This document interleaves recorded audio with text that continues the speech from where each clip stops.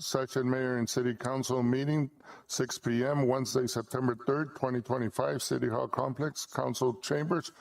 Call this meeting to order. Would you please rise for the Pledge of Allegiance? Who's the honor? I pledge allegiance to the flag of the United States of America and to the republic for which it stands, one nation, under God, indivisible, with liberty and justice for all.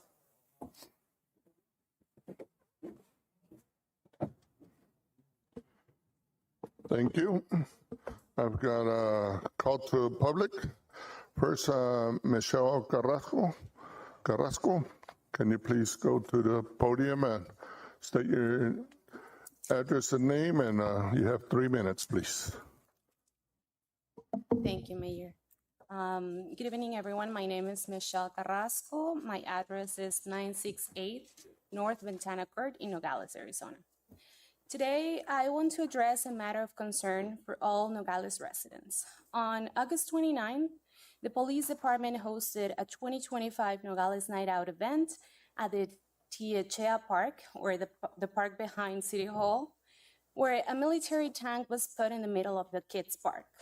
I strongly believe we need to initiate a conversation that encourages questioning the impact of having a heavily armored combat vehicle at a children's park. For the majority of our community members, guns are a symbol of danger, aggression, and death, whether they consciously know it or not. I understand the intention to connect with the community and the need for the community members to meet the law enforcement agencies at their service. But that simply can't be done by having those in service show up in uniform without their guns and war machines. In times like this, where innocent people have been killed by thousands in other parts of the world as a consequence of war, it is a responsibility as adults to nurture our children's minds and hearts, to teach them compassion and solidarity with other nations and people. If you truly want to connect with kids, you don't hand them a gun. This is especially true in our country, where school shooting threats are not uncommon. To promote a fascination with guns and violence can simply have a positive impact on our children's mental health. It is also important to acknowledge that our solidarity with Palestine calls for us to stop glorifying these tools that should be used carefully and as a last resource. And as former, I don't know if he's a member anymore, but the Octavio Gradillas, former council member Octavio Gradillas, said on April of last year, after passing House Resolution 786, it's terrible that we have to live in a world where this still continues to exist. We need to show that we support everyone in the world with equality and not a war machine. Lastly, I kindly ask you to never allow this to happen again. Thank you. Thank you. Next, we have Natalia Garcia. Would you please come to the podium, state your name and address? You have 3 minutes. Hello. Hello. You can lower it. You can lower it. No, you can put it on the slope. Thank you. My name is Natalia Garcia. Excuse me. For the record, I live at 311 North McNabb Drive, apartment number 8. I don't know why I'm crying. Thanks for your words. Excuse me. That was very loud. I am upset, not with anybody here in particular, but it is very upsetting to walk out my door every morning and see trash all around the dumpsters, when the dumpsters are very large and the trash can very easily be fit into the dumpster. And so I don't know who I'm addressing directly. I'm addressing myself and everybody here to please take it upon themselves to go the extra mile, if that's what it feels like, to stand up and bend down and put the trash inside of the receptacle. I don't mean to yell at anybody. This sounds extremely loud in my head. And so the other day I went outside and I put all the trash that was around the dumpster inside of the dumpster, and it smelled very foul. And it was an unpleasant circumstance given that I didn't do it. And I don't mean to wash my hands like Pontius Pilate, but it was very disillusioning. And so I asked that we make a motion for the trash collectors to go the extra step, for our neighbors to go the extra step, for us to go the extra step to do that. That's my first agenda item. And I also would like to propose that we make a motion to enact a smoke-free Arizona here in Nogales, because smoking is very bad for everybody, especially newborn children, infants, toddlers, adolescents, and all of us, the elderly especially. It causes cancer and all sorts of things like emphysema, difficulty breathing. It causes premature aging, so if people are concerned with how they feel and what they look like, it's counterproductive to smoke. And the third item was, I don't remember. Oh, yes, cops. I respect the cops, and I went through the Citizens Police Academy myself, and I enjoy the rigorous physicality of what you all stand for and how you defend the streets and everything. But I do agree that guns are representative of violence, and they're inherently scary. And so if you're going on to a scene where someone has called for assistance, I don't really see how taking armaments is productive to that end of assisting somebody. But I mean, I'm not a cop, so I don't know. That's all I wanted to say. Thank you. Thank you. Next, we have Olga Lor. Please come and state your name and address. Thank you.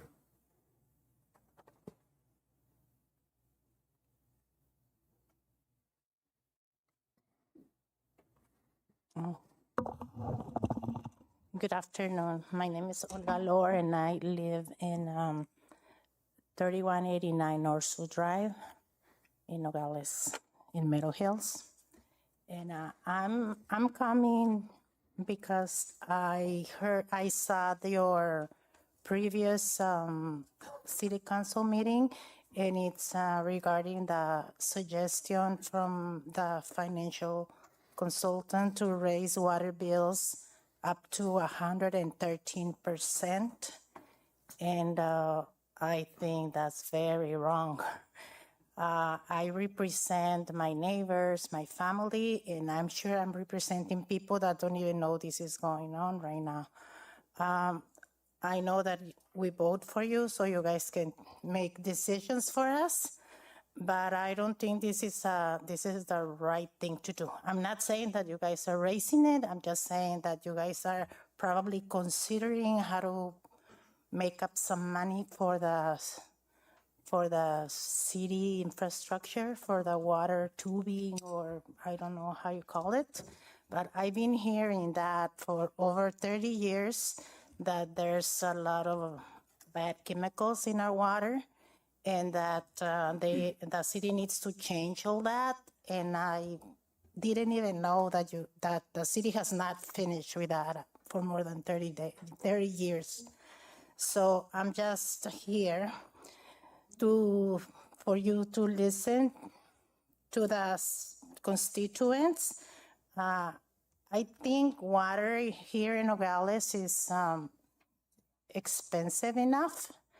I pay like from $400 to $600 every month, and it's only me and my husband. My kids are gone, and a few months ago, I changed my grass to artificial grass, which I don't like, but because it was excessive, the cost. So I just paid like $600, and I don't have any grass anymore. And imagine paying more than $1,000 a month. And I'm not talking, I'm not rich or anything. And I can imagine the poor people, the old people here, even like businesses, hotels, everything that is gonna have to like bring up the rates on anything because of the water. So I just wanted to to raise up my voice and say that maybe you guys can, I'm sure you guys have solutions. Maybe you guys can come up with, I don't know, maybe call the state to see if you guys can have like an emergency fund that can help, or maybe government loan or grants, maybe hire somebody to apply for grants, given that the water is very bad in Nogales for years, that it's contaminated with chemicals, lead and things like Ms. Olga, your 3 minutes. Okay, I'm sorry. Last words. So I just would like you to listen to my voice as if you're listening to a lot of Nogalians. Thank you. Thank you. Next, we have Roxana Lopez. Please state your name and address, and you have 3 minutes, please.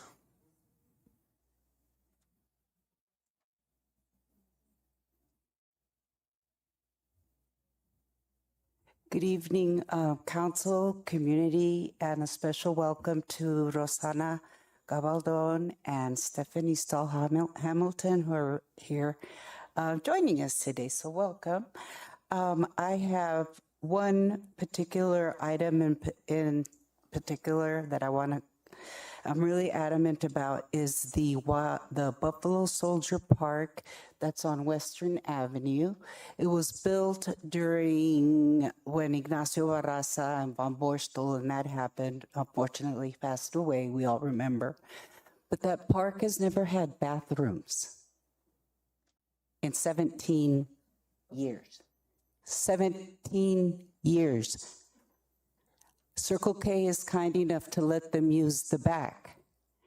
Should NPD be there also to arrest them because they're urinating in public? The family and the children? Should we maybe build some permanent bathrooms and alleviate the neighborhood friendliness that Circle K has offered for 17 years? Usually the little girls go inside and the little boys go outside, and we know why, because it's easier. But they don't negate the children from coming in and using their restroom. 17 years. That's too long, guys. I love the new park at the War Memorial, all the thousands and hundreds of thousands, and went to that. This is a small ask for the children, for the hygiene. I've called the Department of Health. They don't know what to do. I went back there and took pictures. If any of you would like to see them, they're not very pleasant. They're kind of pretty nasty. And you have to walk around and sneak in. And if we're really here for the kids, that's why I'm part of Save Our Schools. Because if we're really here for the kids, let's be here for the kids so that they can grow up to be good adults, positive adults. Hey, there's no way they can sit and play for more than 2 hours without using the bathroom. You try it. You got to hydrate because it's summer. Well, then you got to dehydrate because you got to dehydrate at some point. So I would really recommend that Parks and Rec look at all the parks, at the nitty-gritty basics, please. And with that, that's my main thing. I really want a bathroom there.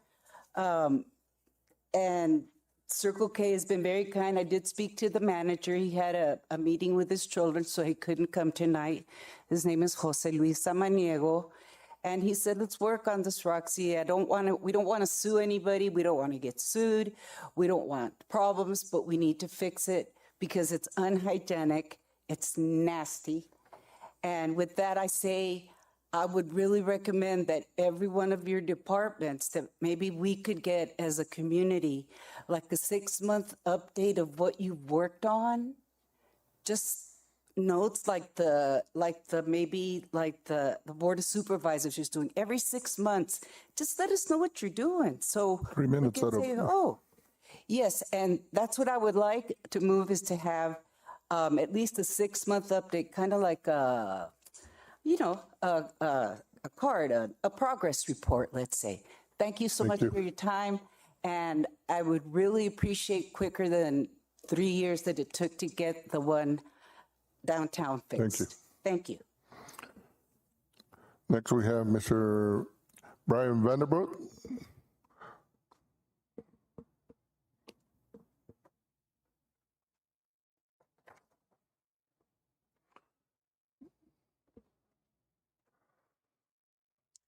Hello and good evening. My name is Brian Vandervoot. I live at 31 Saddlehorn Road in Tubec. Last month, I had the pleasure of speaking with you on behalf of the library board. I'm here again tonight, about the library board. Unfortunately, librarian Denitza Lopez is ill and was unable to come. The month of September is National Library Card Month, as designated by the American Library Association. In a minute, I'm going to give you all new library cards, and I hope that when you come visit the library, as I invited you last month, I hope you will come and enjoy the tremendous resource of the city. It's something that it's a community library. It offers a lot of community services. Beginning in September, if you haven't heard, the library will begin to open on Saturdays, which is a great step forward. We're really happy for that. I'm going to be brief. Thank you for your attention, and we hope to see you in the library building. Appreciate it, sir. Thank you. Before we continue, and I know we have the presentation, but I do want to acknowledge Ms. Gabaldon, Rosanna Gabaldon, Senator, and Representative Stephanie Stahl Hamilton. Thank you for Ms. Consuelo. I did not see Ms. Consuelo. She's not here? Okay. And I do want to thank you for coming to our meeting and taking your time and being a part of our meeting here in Nogales. Thank you. And now we have a presentation. City Manager, Mr. Kramer. Thank you, Mayor. Yes, Mayor and Council and everyone in the audience, it's my pleasure to formally introduce our legislative delegation to you this evening.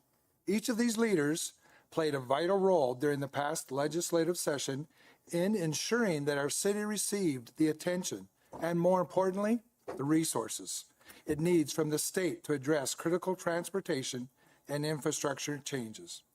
Thanks to their efforts, the city secured nearly $6.5 million in state general fund to support and repair 3 of our major roads and around the areas that I gave you the maps, and you definitely had seen those maps before because it was important. The investment represents an important step toward the state recognizing Nogales' vital contribution to Arizona's economy, and we're hopeful it'll mark the beginning of a continued collaboration in strengthening the infrastructure that supports our role as the gateway of not only Arizona, but for the nation.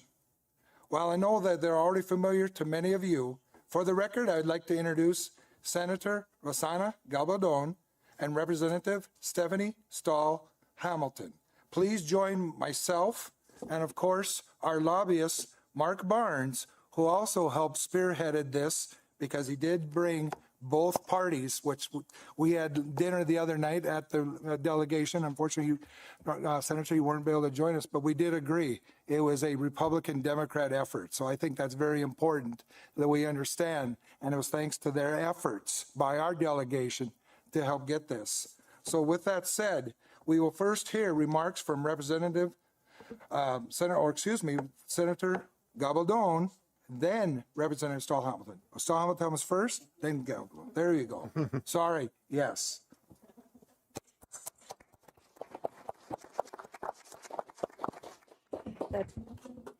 Thank you, Mr. Kramer. And good evening, everybody. It is a pleasure to be with you all tonight at your city council meeting.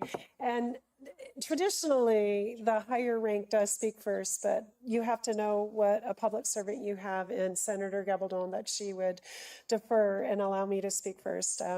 She has been an incredible colleague and mentor, and she has got quite a few years ahead of me in the legislature, and she's been an incredible seatmate and mentor as I'm learning the ropes of public service at the state legislature. So it is a pleasure to be with you and to be with you all, Mayor and Council. Our service at the state legislature at times can can feel like there's roadblocks, but I have to say that when I am up in Phoenix, I carry you all with me and have oftentimes with the senator been a voice for rural Arizona. And especially Nogales. You all have a lot to be proud of down here. And as soon as I was redistricted into this district, I started coming down and spent a lot of time. And I have to tell you, when my husband and I get an opportunity, we make sure we're down here quite a bit. He has also, through the work that I've been doing, has fallen in love with your city. And what incredible potential and opportunities we have in Nogales. There is such a rich international, multicultural resources and provisions that we have. Not very many places in the United States have what you all have down here in Nogales. And for me, the best part of my job is being a public servant. Yes, there are times when we need politics in order to get the job done. But for me, the politics is all about public service. And when I am up there and I'm serving with you all in mind. And it is my privilege and honor to represent you all. And I have been grateful for the opportunity. And especially this year, I serve as the ranking member on the Appropriations Committee in the House. I serve on the Land, Agriculture, Rural Affairs Committee, as well as the Government Committee. And interestingly enough, a lot of those three are a nexus for right here in Nogales. And as ranking member on Approps in the House, I was able to be a part of the negotiation process for the budget. And for the first time in 5 years, I was so pleased to be able to vote for a bipartisan budget that I could stand by, because I knew we were providing resources that would serve people in my community well. And with that, I am going to introduce Senator Gabaldon, who has been an incredible stateswoman. She is very sure-footed and has always had an open door. And there have been times when I have burst into her office and, you know, with a lot of energy and emotion. And she has been able to give me the time and also very a listening ear, and then very wise advice to help bring me along. And it is and indeed an honor and a privilege not only to serve, but to learn from Senator Gabaldon.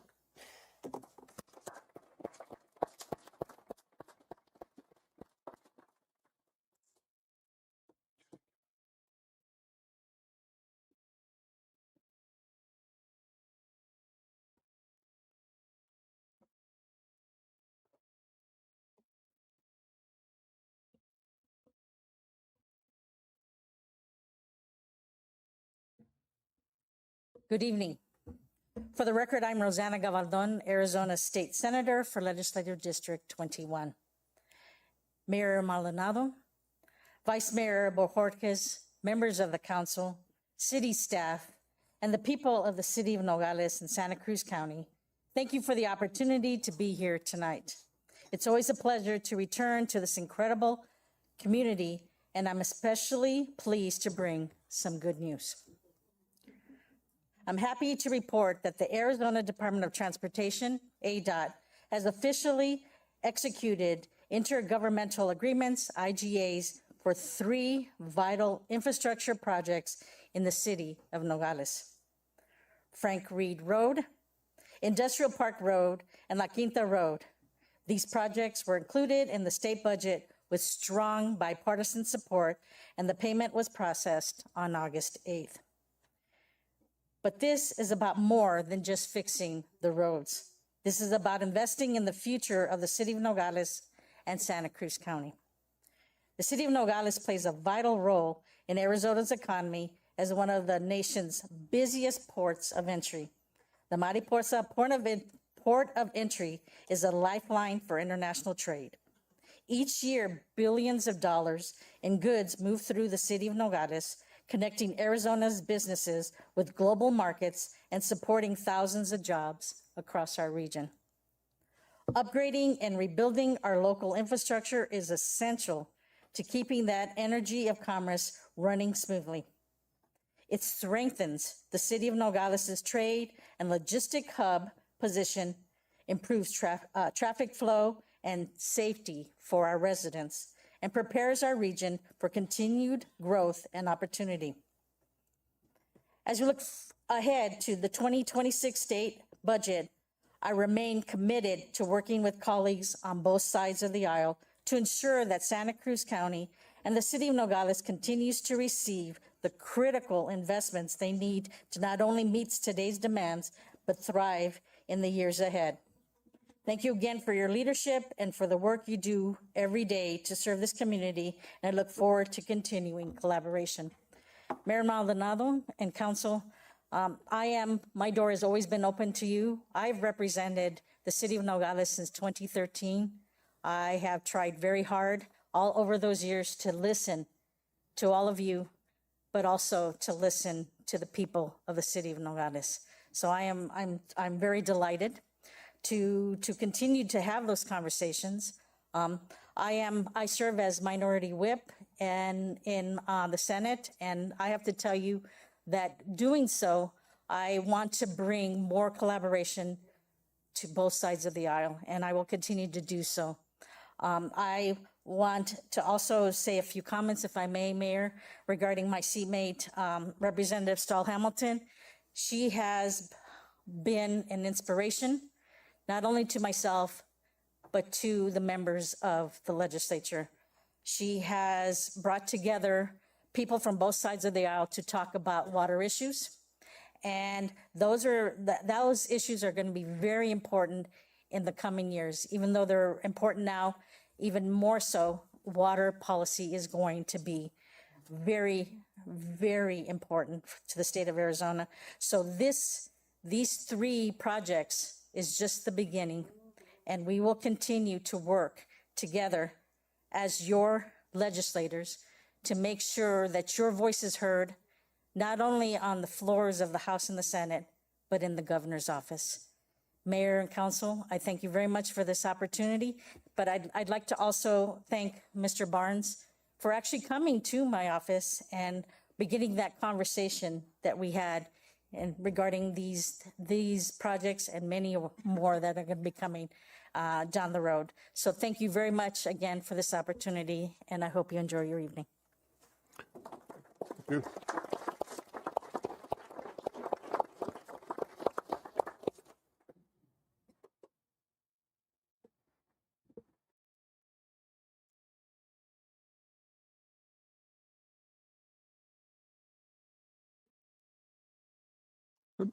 No, council comments? I want to thank you both, Ms. Hamilton and Ms. Gabaldon. Ms. Barnes, thank you for your effort. You know, this is, let me tell you, especially Industrial Road, that was long waiting to come. You know, we really appreciate it. I think the whole truck industry will be very glad that that road finally gets fixed. So thank you for all your effort. And yes, definitely, Nogales needs all your efforts and your support. And let's keep on working together. And, you know, because I know these are not the last project, like you said, Ms. Gabaldon. There are a lot more projects for the future in Nogales. Does anybody have any other comments? Ms. Montiel? Thank you, Mayor. Thank you both. I don't want to repeat what Mayor Maldonado just said, but I want to thank on behalf of the city of Nogales and the residents of Nogales, Arizona. Thank you for thinking of us down here in Nogales. I really appreciate that. And thank you for advocating for the city of Nogales. Thank you. Mr. Doyle?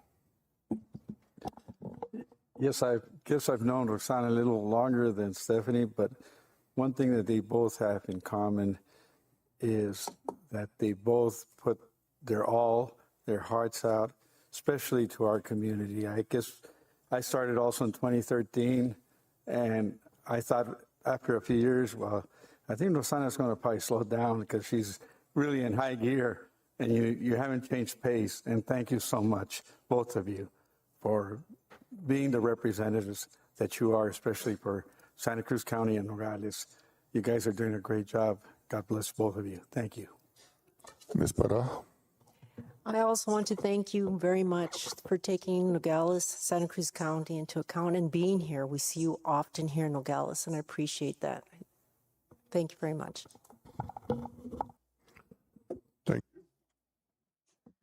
Thank you very much, young ladies, and Mr. Barnes. Thank you for all your effort, and we really appreciate it. Next, we continue with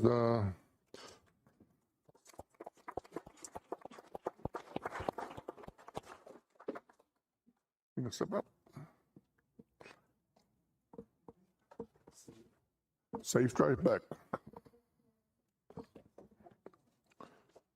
Next, we move to retirement of Officer Christian Flores and Police Canine Brown. Go ahead. Mayor, if I may. Go ahead, sir. Mayor and members of the council, city manager, and members of the audience, I am respectfully requesting at this time if this could be tabled. If you guys do agree, there was a breakdown in communication with our officer and his dog. I mean, we had all this stuff ready to go here, but he's not present at this time. So if you guys wish to table this and bring it back at another time, I would appreciate that. No problem. I guess the dog wanted to continue working. Is that what it was? Doesn't want to leave Nogales. He wants to go on vacation already, basically. Oh, okay. No problem. We can table it and have it next month or next meeting if we do have a meeting in between. I appreciate that, Mayor. Thank you. So next we move to item 5, proclamation, Suicide Prevention Month and Suicide Prevention Day. Mr. Bonillas. Thank you, Mayor. Could I ask Michelle Ramirez from Cody? Please step up to the podium. Good afternoon, Mayor Maldonado, council, and members of the public. My name is Michelle Ramirez, and I am the chapter chair for the CODI, which is Commission on Disability Issues. I'd like to welcome first the Consulado de Mexico for being present, Circles of Peace, Hope Inc., Dr. Varona, and Mr. Jaime Chamberlain to today's meeting. Thank you for being here today. As we begin Suicide Prevention Month, we take a moment to pause, to reflect, to raise awareness, and most importantly, to remind each other that every life matters. The World Health Organization reports that more than 700,000 people die by suicide every year. That means that one is unalived by suicide every 40 seconds globally. It is the second leading cause of death among youth and young adults ages 10 to 34. And bully victims were 2 to 9 times more likely to report suicidal thoughts. Over 49,000 people died by suicide in the U.S. in 2022, the highest number ever recorded. 17.6 veterans die by suicide each day. Physicians are at a 44% higher risk compared to the general population. Firefighters have increased rates of suicidal ideation, suicide planning, and attempts compared to the general public, with some studies showing rates of suicide ideation as 47%. 159 U.S. law enforcement officers or agents died by suicide in 2022. A recent survey highlighted that in 2021, adults with disabilities were 3 times more likely to report suicidal ideation in the past month compared to people without disabilities. That was a 30.6% versus the 8.3% in the general U.S. population. This month is not just about statistics or campaigns. It's about real people. It's about the loved ones we've lost, the ones still struggling in silence, and the strength of those who have fought through their darkest moments. It's about community, coming together to say, you are not alone. Suicide is a deeply complex and painful reality, but it is also preventable. And that's why this month matters. By talking openly, listening without judgment, and knowing the signs, we can each be a part of saving lives. Let this month be a time for compassion, a time for checking in with ourselves and those around us, a time for amplifying hope and ensuring that everyone who is struggling knows there is help and there is a path forward. Whether you're here to learn, to heal, to support others, or to share your story, your presence matters. Together, let's be the light that helps someone find their way. Thank you. Lastly, I want to call Circles of Peace, Ms. Blanca Costa and Jessica Gallego to the podium to read this year's September Suicide Awareness Month proclamation.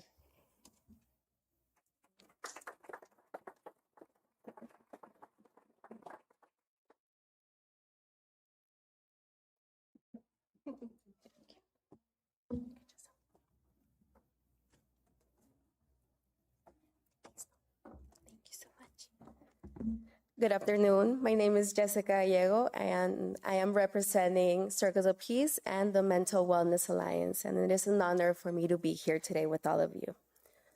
Suicide Prevention Month and Suicide Prevention Day. Whereas suicide is a leading cause of death in the United States, claiming the lives of over 49,000 people each year, including loved ones, neighbors, and community members. And whereas every life lost to suicide represents a family, a workplace, a school, and a community deeply impacted by grief and loss. And whereas increasing awareness about mental health and suicide prevention reduces stigma and creates opportunities for people to seek help and support.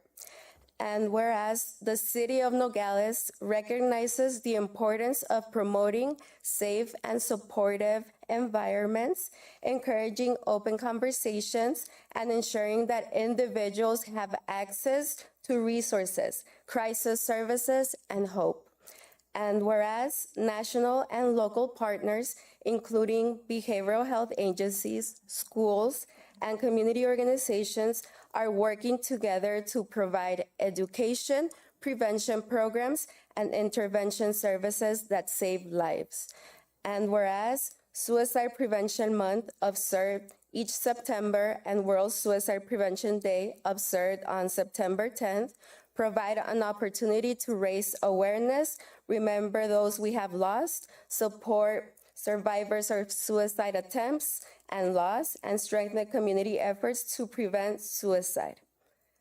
Now, therefore, on behalf of Mayor Jorge Maldonado of the city of Nogales, Arizona, do hereby proclaim September 2025 as Suicide Prevention Month and September 10th, 2025 as Suicide Prevention Day in the city of Nogales.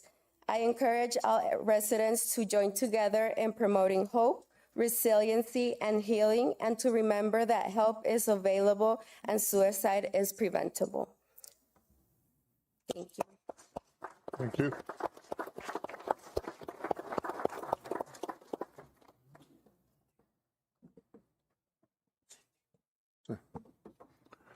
Thank you very much.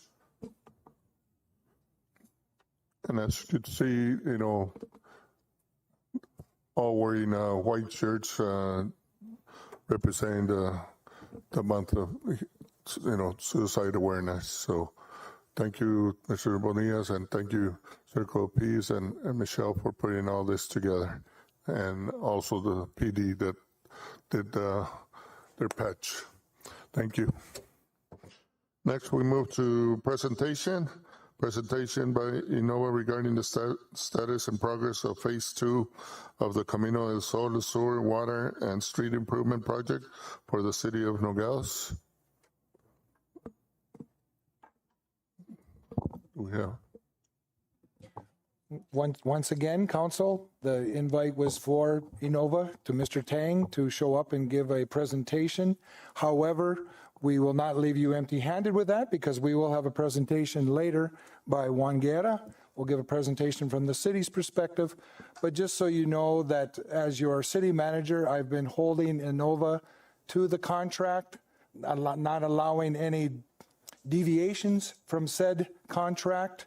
I've ensured that We are not doing any extra expenditures, and the timelines are being followed, and no other interests are being given away from the city of Nogales. Thank you. Go ahead, Ms. Montero. Thank you. Mr. Kramer, has Innova been notified through legal that their presence has been required here at the meeting? I have kept Mr. Estes in the loop of my responses back to them, and every last few weeks, and last week they were notified of this, as they were told the 2 weeks prior to that, as they were told the 2 weeks prior to the last council meeting. So they were told in writing? Oh, yes. Thank you. And I'll just say this, and the response is, because I did speak to them in referring to the contract, with that stated, they may state that, well, you never stated in the contract that we had to speak, so they may be following that protocol as well. So with that said, that's why we have Plan B, but it's a good plan because, again, Juan Guerra and myself, as I'm telling you about how we are following it administratively, Juan will certainly make the presentation of the updates and give it through what we are seeing through the city. Thank you. Move to item number 2, update Mr. Pat Reisner, Hermosa President. Welcome, Mr. Pat.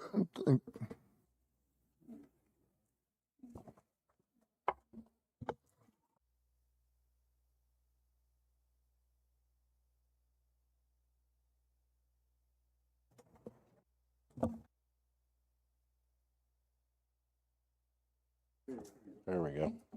Thank you. How's that? Okay. Thank you. Thank you, Mayor, Vice Mayor, members of the council, members of the community. We very much appreciate the opportunity to share an update with you on the Hermosa project tonight. I hope to share some additional information and context, not only on where we're at with the development, but also try to provide additional comments, facts for clarity on some of what's been presented to the council on the project over the last month or so.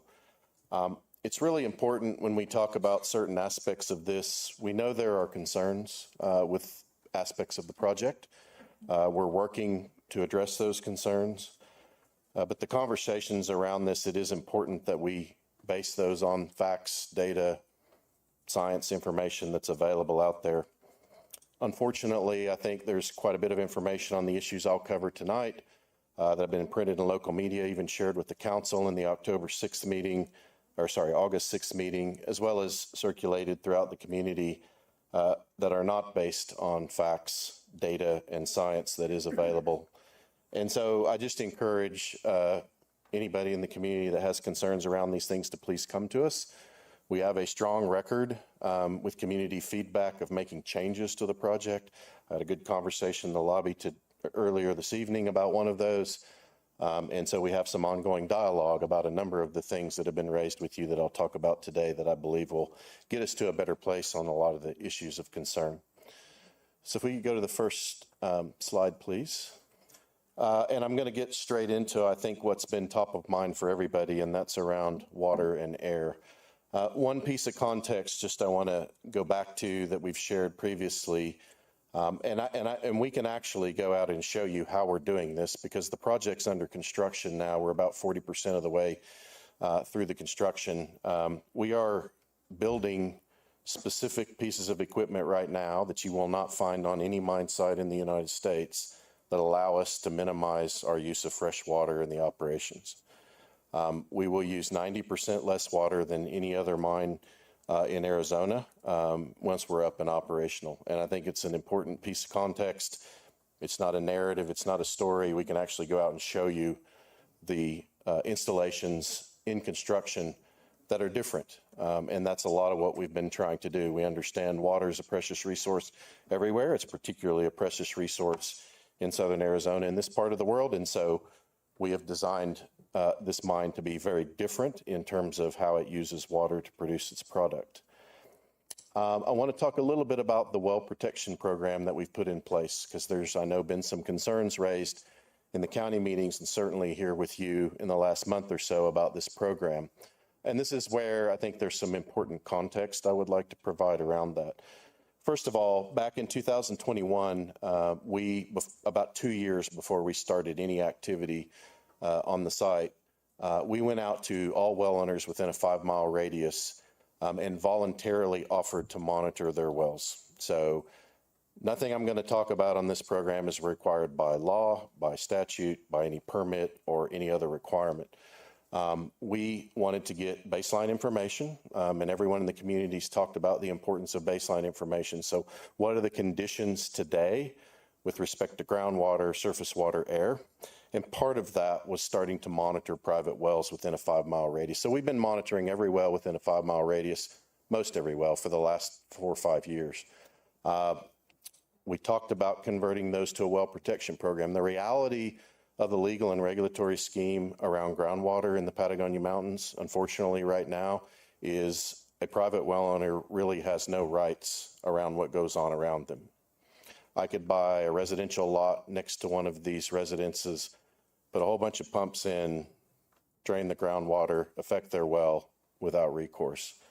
But that's not how we've committed to work with the community and with stakeholders on this project. So once the EIS came out and we understood the potential long-term decades progression of our groundwater management program, we went out to all of those well owners and said, we would like to voluntarily offer you protection to make sure you have continuous supply of water. Should our activities impact your well, it's not saying they will, but should they impact your well, at our expense, we will ensure you have continuous supply of water. That might mean deepening your well, it might mean moving your well, it might be moving and deepening your well and other options that are out there, but at our expense.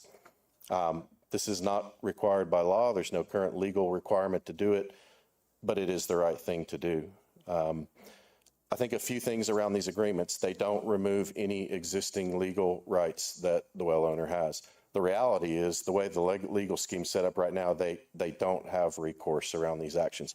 It actually provides them protections and insurance of continuous supply of water that the regulatory framework does not provide them today. And we believe that's the right thing to do. It doesn't affect water rights. And I've encouraged those that believe it does to come forward. We've had some feedback. We've met with all of the private well owners that we've offered these agreements to. The vast majority, nearly all of them, have been positive, but we have had some feedback about some clarity we can create in the agreements, and we're updating the language to create that clarity. But it is important that this is a voluntary step we're taking that's not required to make sure that nobody's impacted should there be impacts at any point in the life of the operation. And we're committed to work with them to do that.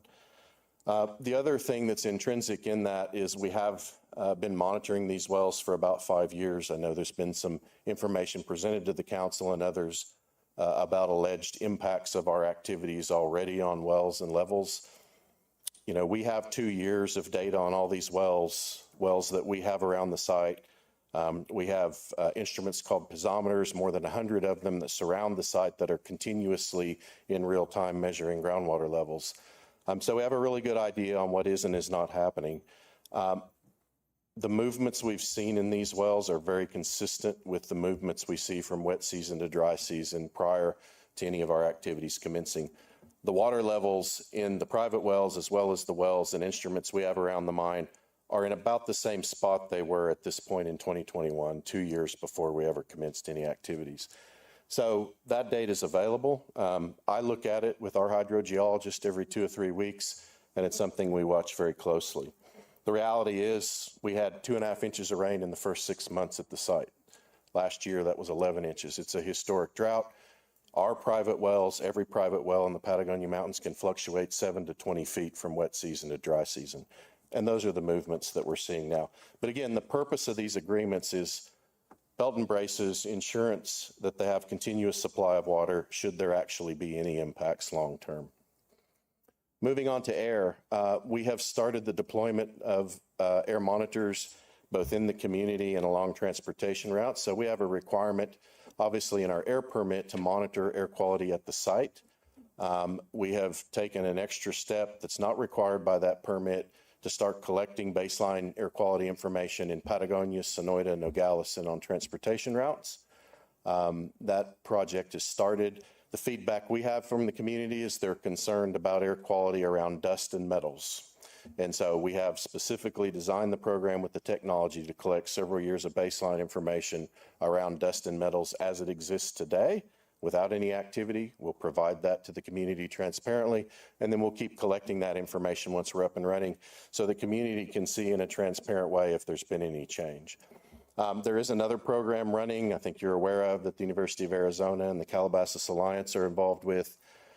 We've had really good discussions with them about how we bring the two programs together.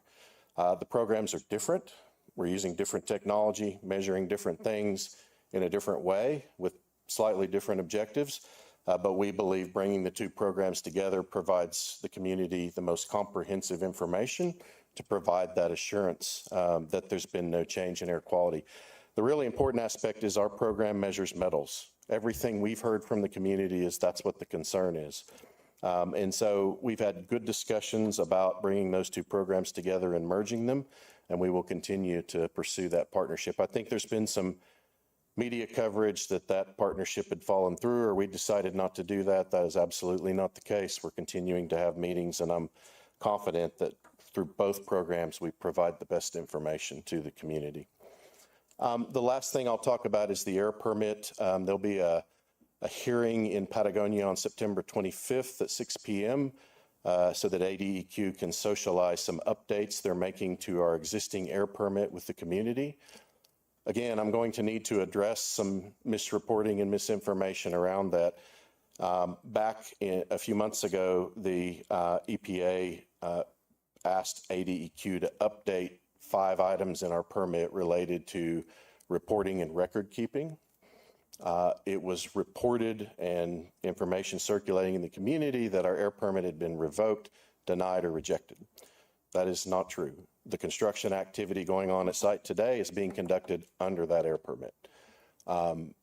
The US EPA determined that the emissions limits in the air permit were consistent with Clean Air Act requirements, that the monitoring was consistent with Clean Air Act requirements, but asked for 5 revisions to make sure that record keeping and reporting was consistent with their requirements. And those updates have been made, and the hearing on the 25th, while not required, is being conducted by ADEQ to communicate what those updates are and provide that information.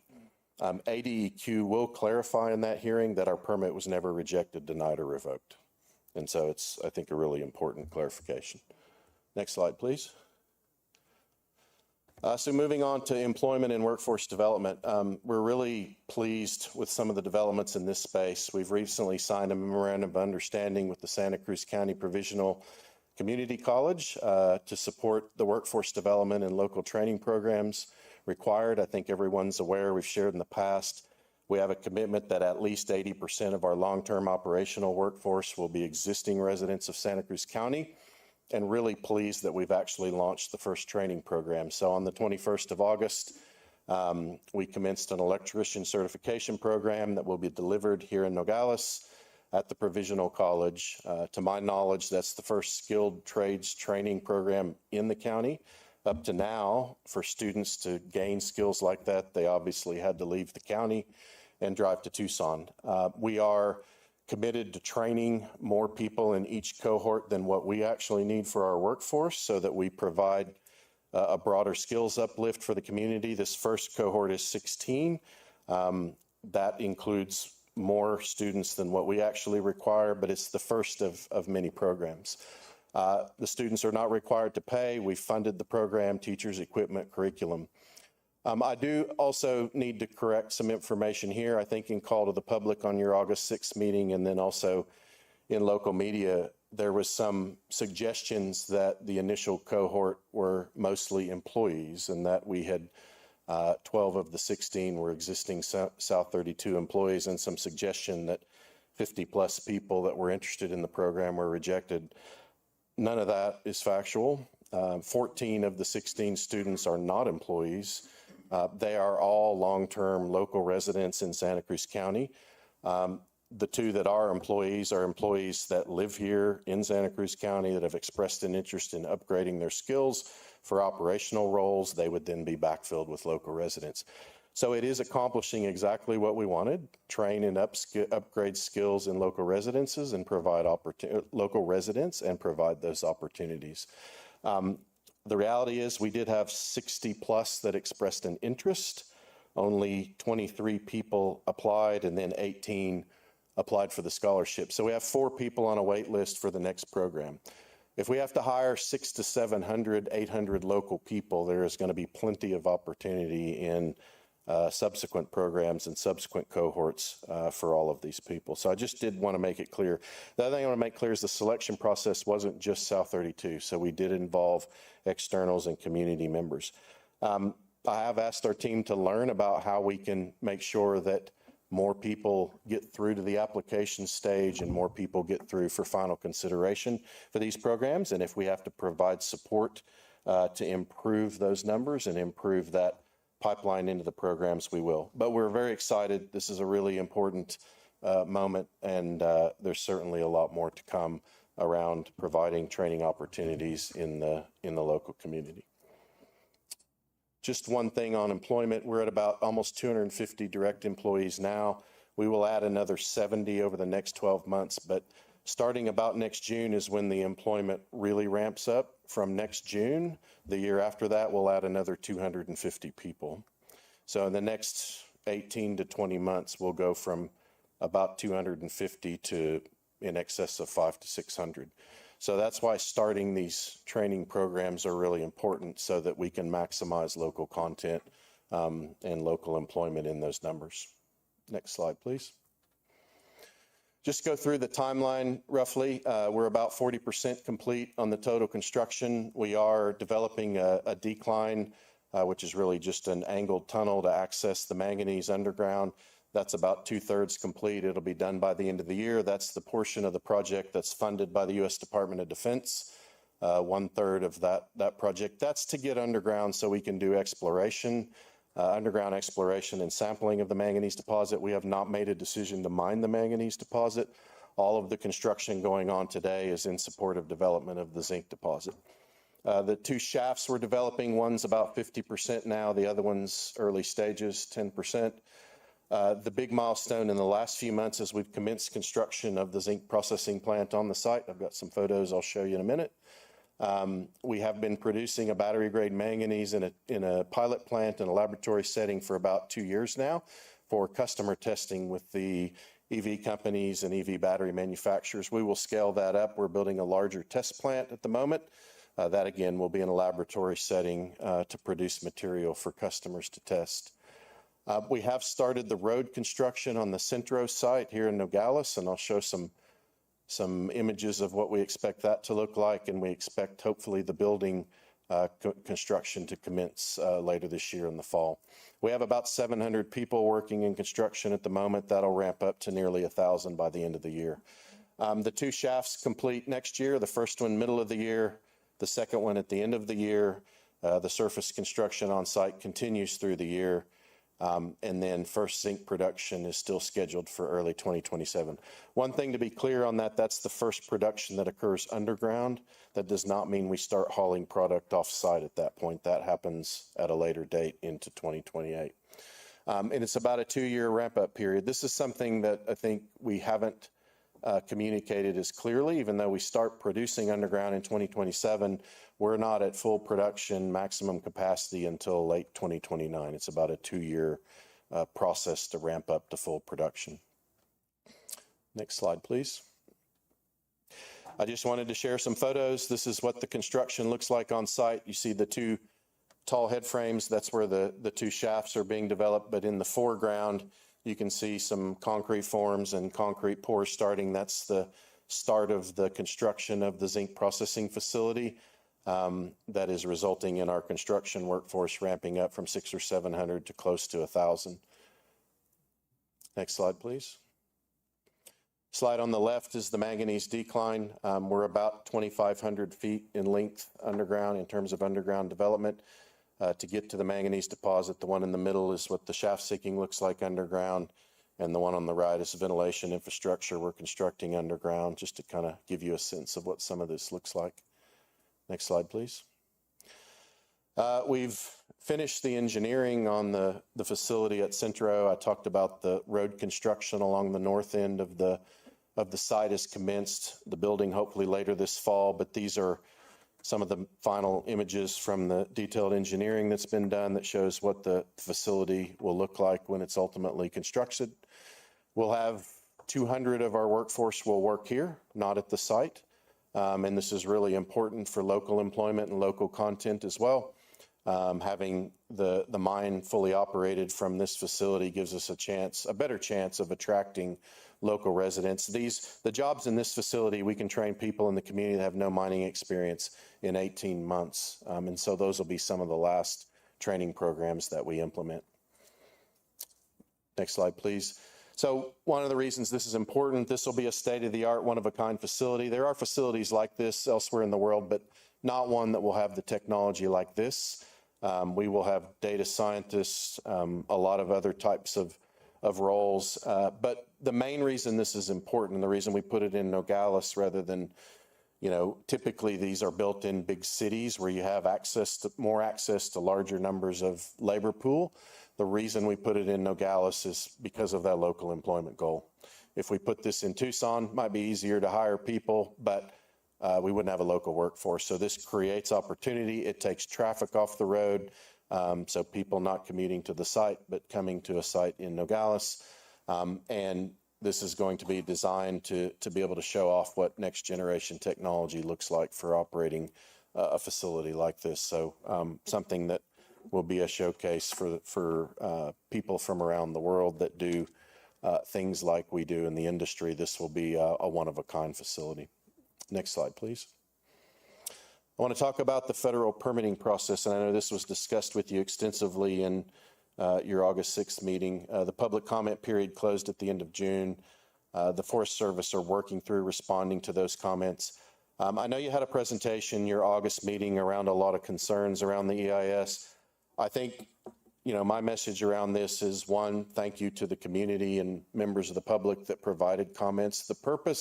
The comment period is really important for this process because the Forest Service is required to respond to every comment presented.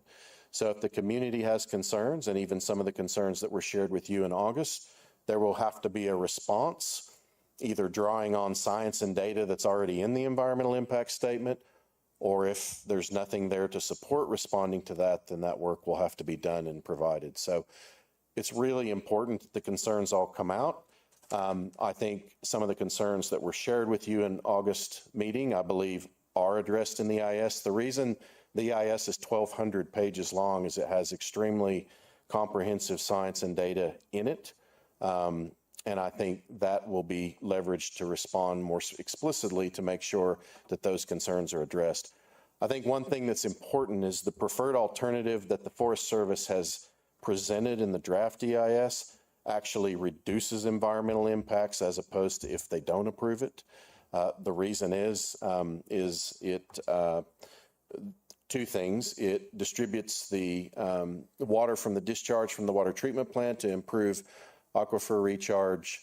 It takes less traffic through the community and it reduces our emissions because the power line into the site is part of this permitting process that Unisource is developing, which gives us access to renewable energy.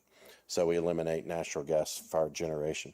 So it improves water distribution and recharge, lowers emissions, and reduces traffic in the community. The final environmental impact statement will be out in February, and the record of decision is in July. And in that February document, there will be a response to every comment.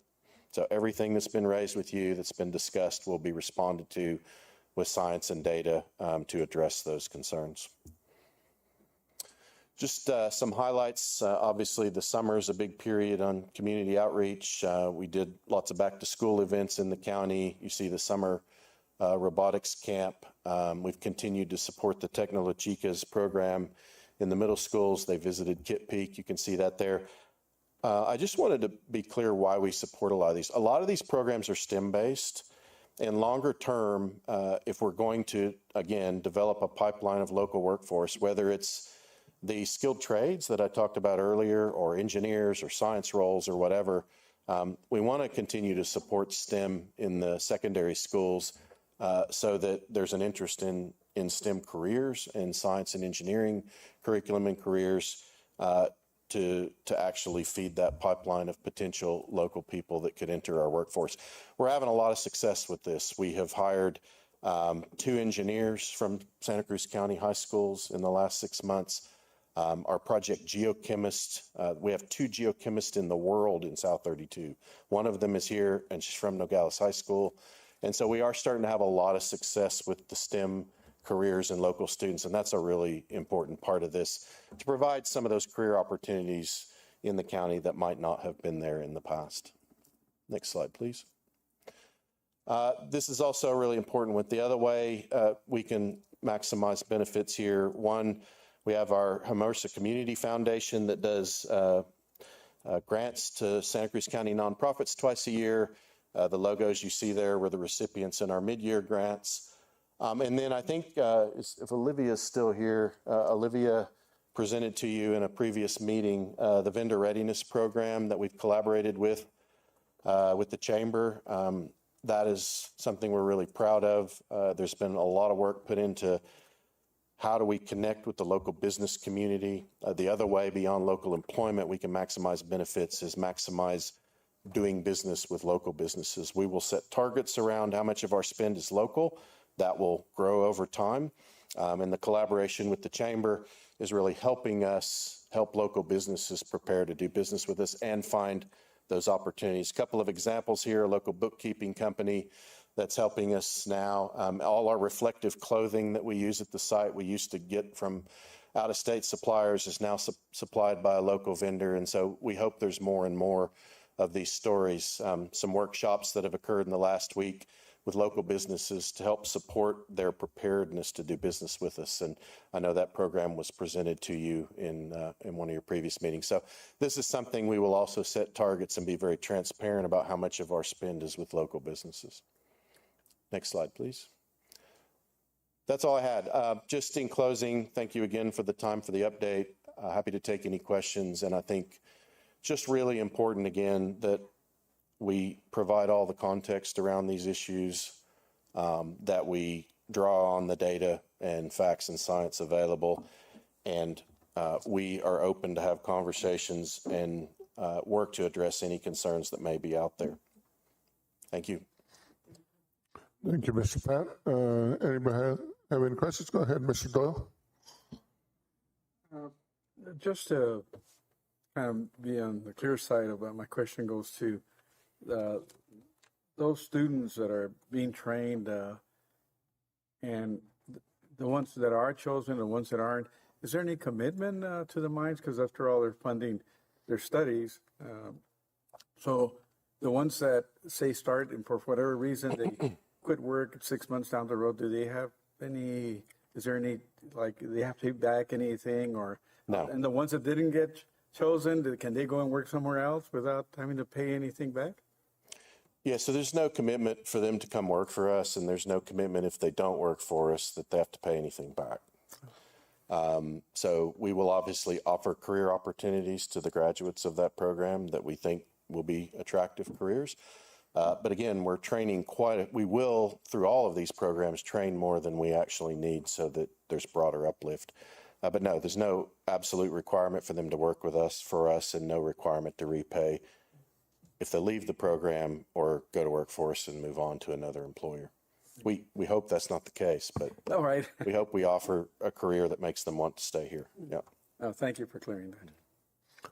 How long does a training course take, Mr. Pat? So the reason we started with electrical certification is it's the longest lead time.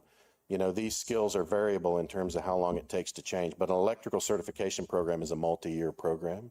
And so that's why we started with it first, because it will take the longest to get them through the program. There's also a significant on-the-job training component. So one reason our numbers ramp up a lot more next year is it's not just classroom training. So we have to have work available for them to do on-the-job training to finish the program. And we can't do that until the project has progressed to the point where those on-the-job opportunities are available. And so that is sort of more into next year. So the electrician program is a multi-year program. We'll have others that we start late next year that are only 18 months. So it'll be between 18 months and 3 years is kind of the range of the training programs. But a significant portion of them are on the job. So we have to time it so that there's on-the-job opportunities. Thank you. Councilwoman Montiel. Pat, thank you so much for your presentation. And I have listened to both sides of this important issue. As you all know, you and I have had some conversations about the mine here in Santa Cruz County and the impact, whether it be environmental or, our water issue that we have going on in the state of Arizona and the concern that goes along with that. And there's one thing that you repeatedly say, and I wrote it down, and you say it's the right thing to do. So having said that, and I wrote that down, because how will South 32 continue? I'm writing these notes here as you're talking to build that long-term sustainable trust with the community. And I listened to many presentations. I went and I toured with Carolyn Schaefer. I visited the mine a few times. But how will you continue to build that trust with the community? Because I think that's one of importance. It's an important factor, is the trust between all parties that you have to build on, because the mine's here to stay, as you and we've spoken about that. Yeah. Yeah, so I do talk about what we call a social license to operate a lot, and I think this is where mining is very different now, certainly the approach now. Just getting your piece of paper from ADEQ that's your permit or whenever the Forest Service rules is not enough. And so the social license to operate is the work we do to try to gain acceptance and to help the community believe there's shared value in us being here. If there's not shared value in this being here, why would the community want us here? And so there are lots of different views about what's important to individuals and what the concerns are. But again, social license is a never-ending endeavor. Like, we will be working on this forever. But it's the work we do when people bring concerns to us, the work we do to try to address those, the effort we put into it. Like I said, our transportation routes on this project have changed about 10 times because of community input and feedback. What's in the Forest Service's document around how we distribute the discharge water from the plant, that came from community feedback. They didn't like how we were proposing to do it from the start. So we proposed something different to the Forest Service based on that community feedback. I think how we're working to try to clarify these well protection agreements so that people feel heard and their concerns are addressed. But that's something that goes on forever, like as long as we're here. The other thing is, I think the community protection and benefits agreement that we're working on with the 3 municipalities will be really important, because we will make some commitments in there around protections that go above and beyond anything a permit requires, frankly, above and beyond probably what anybody in the industry is doing. And those will be absolutely targeted at the concerns we hear from the community. So it is about going above and beyond where the concerns lie with the community. It's about continuing to listen and work to address their concerns, and them seeing us taking action on their concerns. But that's not, again, that's something that never ends. You've never completely arrived on that. It's something we'll be working on long term. Yeah. And if I can ask one more question, Mayor Maldonado. And I think I've asked you already. I certainly asked Carolyn Schaefer, and I've asked the legal department here at the city of Nogales. I haven't seen this legal document. I don't know if it's legal or not. I don't know if it's legal binding or anything of that sort. I'm not an attorney, but we have one here. So I haven't seen this document. I'm yet to see the document, at least a working document, so we can start looking at it. Is that going to be in the near future?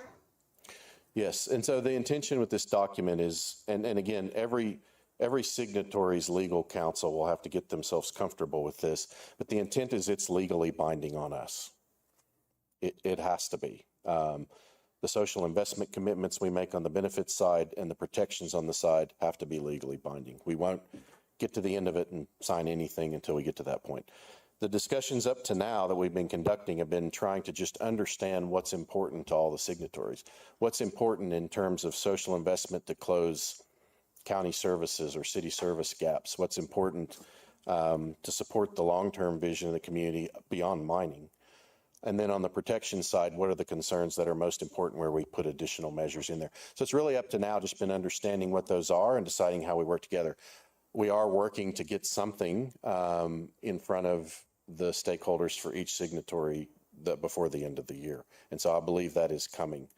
And we understand that it's important that people start to see that, but it's also to get this right, it's a long process to understand what are the important concerns of interest of all signatories so that we get it right.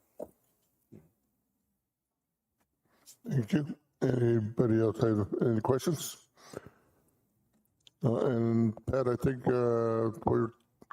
our date is sometime in November that we should have that document hopefully out and ready. Yeah, trying to get some of the legal reviews started, but everyone has an urgency to get something out so the public can kind of see where we're going with this and understand it better as soon as possible. We all know that's important. Right now, it's more going to the legal review on that stage. Okay. All right. Thank you, Mr. Pat. Great job. Mayor, I'll just say that we'll probably have Pat come back probably for December's meeting. We're trying to stay every 3 months. Thank you. And Garrett, thank you. Thank you. Next, we move to item 3, presentation by Mr. Rudy Dabdou from SEMA Enterprise regarding the proposed future Marriott Stay Hotel. Mr. Rudy, go ahead, sir. Welcome. Good evening, Mayor Maldonado, council members. Thank you for your time today. My name is Rudy Dabdou, and I run a small family-owned business that specializes in hotel development and management. Some of my partners are here. Cristina Rosete. Cristina started working with me in 2001 in a minor marketing role, and now she's the director of operations for the hotels that we own. Omar Valle. Omar started with me in 2000 in various roles over the years, and now he's the CFO for our business. And then some of you might know Ariana Montoya already. Ariana she's a GM at the Candlewood Suites and the Holiday Inn Express. Ariana's, I think this month is 13 years, correct? So she's a rock star.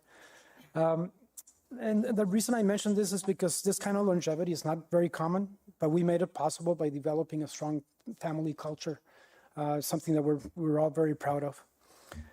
I was born and raised here in Nogales. I went to NHS. I went to NAU, got a business degree, and then came back with the intention of one day being a business owner here and making a difference in this community. My partners I think we were all born here as well. When I first came back to Nogales, I had a few jobs here and there just to get my feet under me. And then the first project I did on my own was Mariposa Market. I don't know if you guys remember that. It's now a Circle K on Frank Reed and Mariposa. And Mr. Barona was reminding me that the last time I was here in this building before this council was on a liquor license issue. And that was like 30 years ago. I thought I was going to be in the gas business for a long time. So after that, I bought Royal Road Market and I added some gas pumps there. And that was mid-1990s. Then in 1999, I stumbled upon the opportunity to build a Holiday Inn Express. It was almost purely by accident. It's a funny story, but story for another time. It was a very difficult deal to put together because I was very young. I had no money, no experience. But I called Holiday Inn to get the franchise, and they said no for the same reasons. But I kept calling and calling till finally they gave me the franchise, and then I had to scramble and raise the money. So I convinced my siblings to form this company with me. We raised some money, found the perfect piece of land, but I couldn't afford the land. So I convinced the landowner to throw the land into the deal and basically made him my partner. And that was Mike Karam. I don't know if you guys might know him. He owned a lot of land there by the high school. Turned out that Mike was also a builder, so I convinced him to not charge me an overhead and profit on the construction. And instead, we rolled that into the deal as well because I couldn't afford to pay for that. So somehow, I found a way to put the deal together without paying for a lot of these things. And against all odds, the Holiday Inn Express finally opened in 2001. Immediately, I fell in love with the hospitality business. I knew I wanted to do this for the rest of my life. So I sold the 2 gas stations I had in order to pursue more hotel opportunities. And in the following years, we developed a few other hotel projects in southern Arizona, but we came back to Nogales and added the Candlewood Suites in 2009. So sorry for the long introduction, but let me show a slide here that, because now I want to talk briefly about the Candlewood Suites. Sorry, Miguel. Yeah, right there. Candlewood Suites and Holiday Inn Express, I think, have become important parts of this community, and they've made a difference. And these are some of the groups and organizations that we partnered with and collaborated with over the, I don't know why the formatting got so distorted on the left. Sorry about that. So those are some of the groups that we've worked with. And the real reason why I'm here now is because these are some of the government groups and military groups that we've housed in our hotels over the years. But the reason why I'm here now is because I think Nogales needs a new hotel. As Senator Gabaldon was mentioning, Nogales is a very strategic and important border crossing. And the mine, Hermosa mine, has brought a lot of energy, and I think Nogales will grow quite a bit, and we'll need more housing, more hotels, more services, more of everything. Marriott has 30 brands, and none of them are here, and we want to change that. Marriott has the strongest reservation system in the world, millions of loyalty members in Bomboy, so I think it just makes a lot of sense. So with the help of Marriott and our feasibility expert, we looked at all 30 brands, and we figured out what brand made the most sense for this location. And we settled with Town Place Suites. It's at the right price point, and it's extended stay, which means that if you're staying 1 or 2 nights or a week or even several months, you'll be just as comfortable because the rooms are bigger, they have bigger living areas, dedicated workspaces, kitchens, etc. And we're very excited about the location too. We found the perfect piece of land on Mariposa. If you're in Mariposa headed towards the border crossing, as soon as you pass Frank Reed, off to the right, you'll see Paul Bond, and then you'll see the apartments, and then on top of the hill, there's an abandoned church. And that's the piece that we bought to build the Town Place Suites. Again, the formatting, I don't know what happened, but these are some of the details regarding the Town Place that we're planning. It's 99 rooms, about 2,500 square feet of meeting space, lobby bar, fitness room, hot breakfast, outdoor patio, barbecue area. And then next door, within the same parcel, but separate building, we want to put a standalone fast casual restaurant. We don't know what that's going to be yet, so I'm taking suggestions. We want it to be a regional brand or even a national brand, something that's recognizable. So in other words, a franchise. Those are the 3D elevations of what we think the hotel will look like. And now the reason why I'm asking for your support is because things have changed dramatically in the last few years. We've had several years of very high inflation, making things very expensive. Lenders used to lend about 80% of a project. Now, at most, they'll lend 50 to 60%. And interest rates are as high as they've ever been. So this puts a lot of added pressure on developers. And that's why not a lot of hotels are being built across the country right now. It's tough to get the money, the interest, etc. We also just finished 2 massive renovations at the Holiday Inn Express and the Candlewood Suites. The hotels look brand new again. They look great, but depleted our cash reserves. So for all these reasons, I will need a lot of help. I will need help from the city, from the county, from my partners, from Marriott. Marriott already agreed to give us a discount on the franchise fees, something that rarely happens. So yeah, the bad thing about hotels, they require a lot of capital up front, but once they're open, they create a lot of jobs, a sizable amount of sales tax, and a substantial direct and indirect economic benefits to the surrounding community. So it will take a big effort from everybody to get this project to the finish line. So let me show this next slide. This is the tax generation. So the first box is the city of Nogales. The second box is county, and then the total of the two. So we'll focus on the first box. And the first column is Holiday Inn Express, then Candlewood Suites, and Town Place Suites. So those are the abbreviations on top. And all the white rows that's a tax that has already been generated by those hotels up to this point. And then the yellow highlighted rows, that's the future tax that the hotels will generate. So I know we're not here to talk about Holiday Inn Express or Candlewood Suites, but those numbers are significant and they're worth looking at. But we'll focus on Town Place. So Town Place on the first 10 years of operation will generate that blue number that's at the bottom. It's $3.2 million. And that's the bucket that I'm focusing on, because I think that's where we can get creative and find a creative solution that works, that can help both of us. There's sales tax rebate programs that are commonly used as economic incentive tools.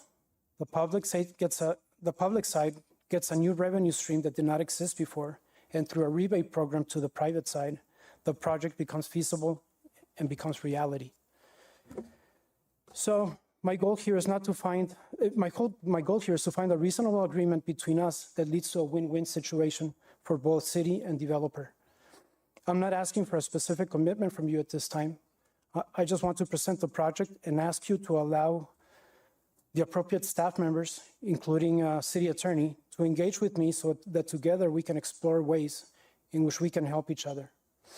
There are standard and widely used economic incentives used by many state and local governments, like sales tax reimbursement, GIPLETs for property tax abatement, as well as potential reductions on fees such as plan review fees, building permit fees, impact fees, etc., that can make a huge difference on a project like this.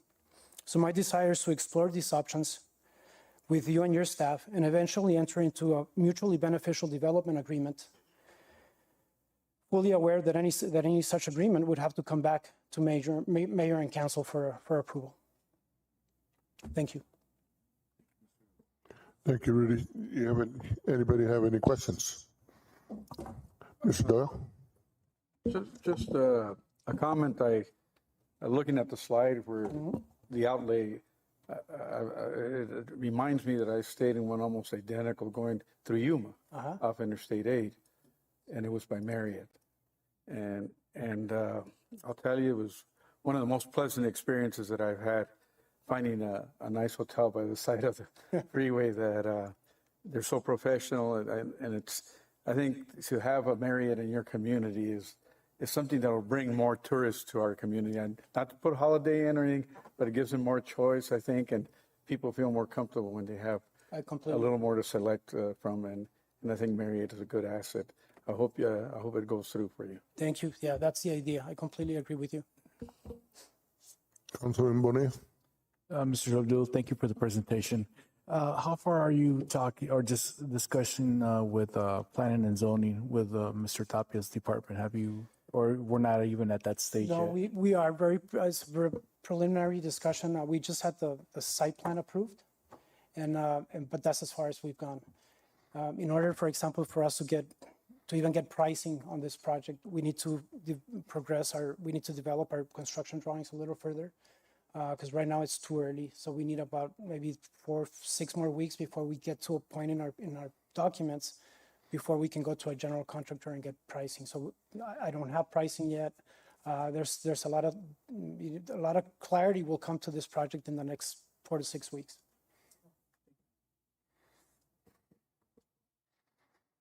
Anybody else? Ms. Montiel, go ahead. Thank you, Mayor. Thank you, Rudy. I know that the city of Nogales, I'm looking at the bed tax here, it consistently receives probably anywhere from like 40,000, about 40,000, 35 to 40,000. I'm looking at the finance director because she's better at the numbers, but an average, so we depend a lot on bed tax. There's no doubt about it. But I'm a little confused, Rudy, Mr. W, because I'm thinking here, what exactly would you like the city to do? I know you're not, I heard clearly you're not really asking anything right now. You're just giving us a presentation, and that's great. We do need more hotels in the city of Nogales. We know that it's the gateway. We talked early about it. But what exactly would you like the city to do? Well, you know, just like, just in a nutshell, you know, I'm trying to, I think I know where you're going, but. Something that we've done in other places, like in Tucson, for example, we've done a GIPLET, where it's a vehicle to abate property tax.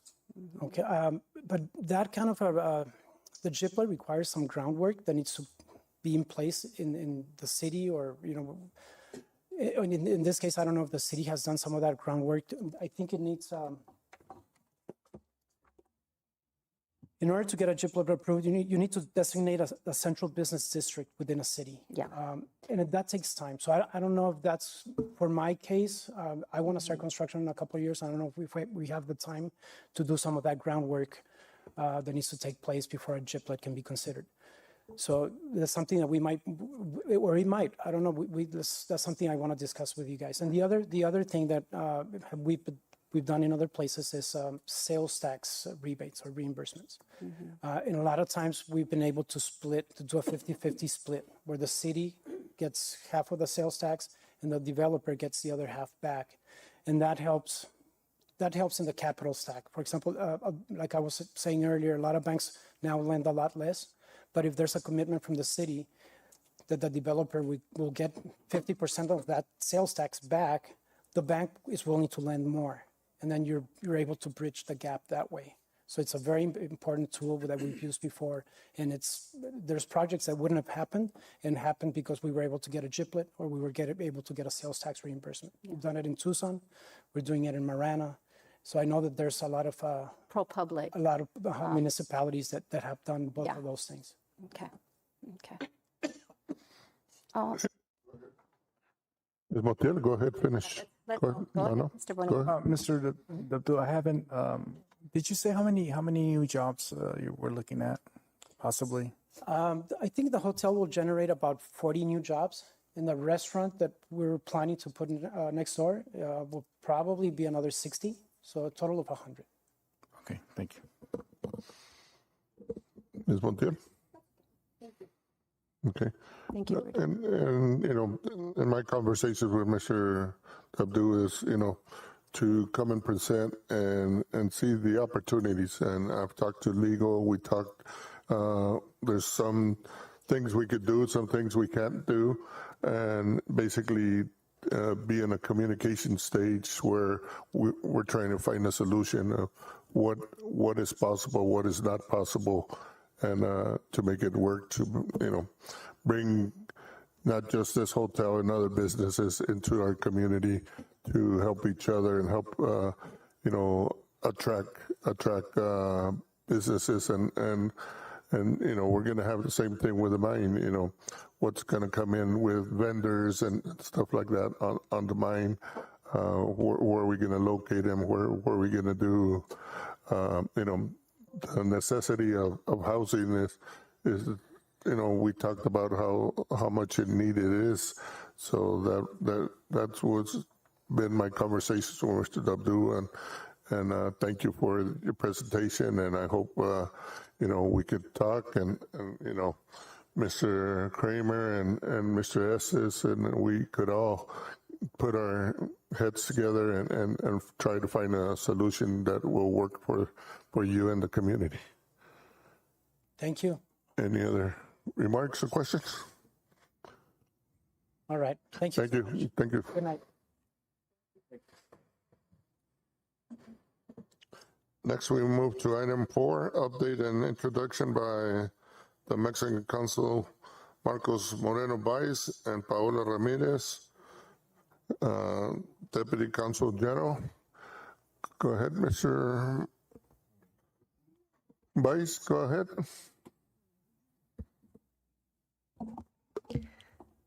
Thank you very much. Honorable Mayor of Nogales, Arizona, Jorge Maldonado, honorable members of the City Council of Nogales, Arizona, thank you very much for this opportunity. And I wish to begin by commending the City of Nogales for its leadership in recognizing Suicide Prevention Month. Such efforts send a powerful message of solidarity, compassion, and care for those in need.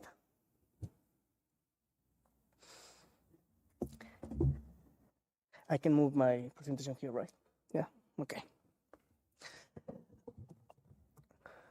Yeah. So I am delighted to be here in front of you and the people of Nogales and share what we strongly believe it is a win-win partnership with the city.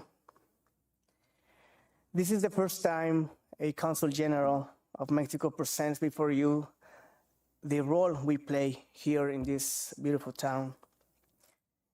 We are for sure in a pivotal moment in so many respects. Just a few hours ago, Secretary of State Marco Rubio was in Mexico City, and he said something very important.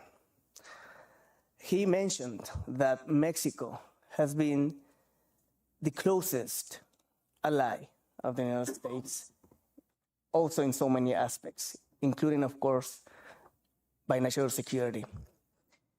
In our role, in the role that we are playing here in the city, we also want to be your closest ally. And not only, by the way, we partner with you, and we have been partnering with you in so many ways, but also with other key allies such as Circus of Peace, the Mariposa Health Community Center, of the Cultural Arts Committee, and some of First Response, and so many other allies for us. Bottom line is that our activities are always co-created. And our role is to support locally led initiatives for the benefit of Nogales. Now, what's the framework of our action? Very simple, the Vienna Convention on Consular Relations. The same rationale or legal basis applies to both Mexico and the United States. And let me give you a hint. Keep in mind in this presentation the role that the U.S. Consulate General in Nogales, Mexico does. This is the same role that my counterpart at the USCG continue doing, which is based, again, in the same international legal framework such as the Vienna Convention on Consular Relations. And this is also the reason why the city of Nogales, Mexico provides, for instance, in-kind support to the U.S. Consulate General in Nogales, Sonora. In short, as you can read in the second point of the slide, a consulate general's main goal is to protect the interests of the sending state and its nationals, as well as to promote the development of commercial, economic, cultural, and scientific ties vis-a-vis the receiving state. That is, in this case, the United States, and particularly here in Nogales, Arizona. In a nutshell, the Vienna Convention supports consular and diplomatic representation to do our job, which includes working with you for the benefit of our community. And you can see here the part of the work that we do with or for our community. Oftentimes, people believe that we only issue passports, birth certificates, and whatnot, but we actually do all these activities in a daily basis. Now, our added value, and not only of this Consulate General of Mexico in Nogales, but across the board from our Mexican consular network, is our community outreach initiatives. Why is that? Because we want to make sure that all Mexican nationals fully integrate in the receiving communities. One example of it is to promote English as the main language, obviously, to promote or to get to know what the rule of law entails in the receiving community, and many other activities that we do, again, in daily basis. Now, these activities, community outreach activities, are not for free. This comes to a price, which is paid by Mexican taxpayers, no one else. And you can see in this slide the investment we have made since 2022 up to July of 2025. And again, those are taxpayer money from Mexico. We have 4 main different programs: health, financial advice, education, and civic education, which is the same. And this fund goes directly to the organizations. That is, we do not manage resources, any kind of resources or money for that matter. So we receive the funds from the Mexican government and we provide it to X and Y organizations so they can support in implementing those programs.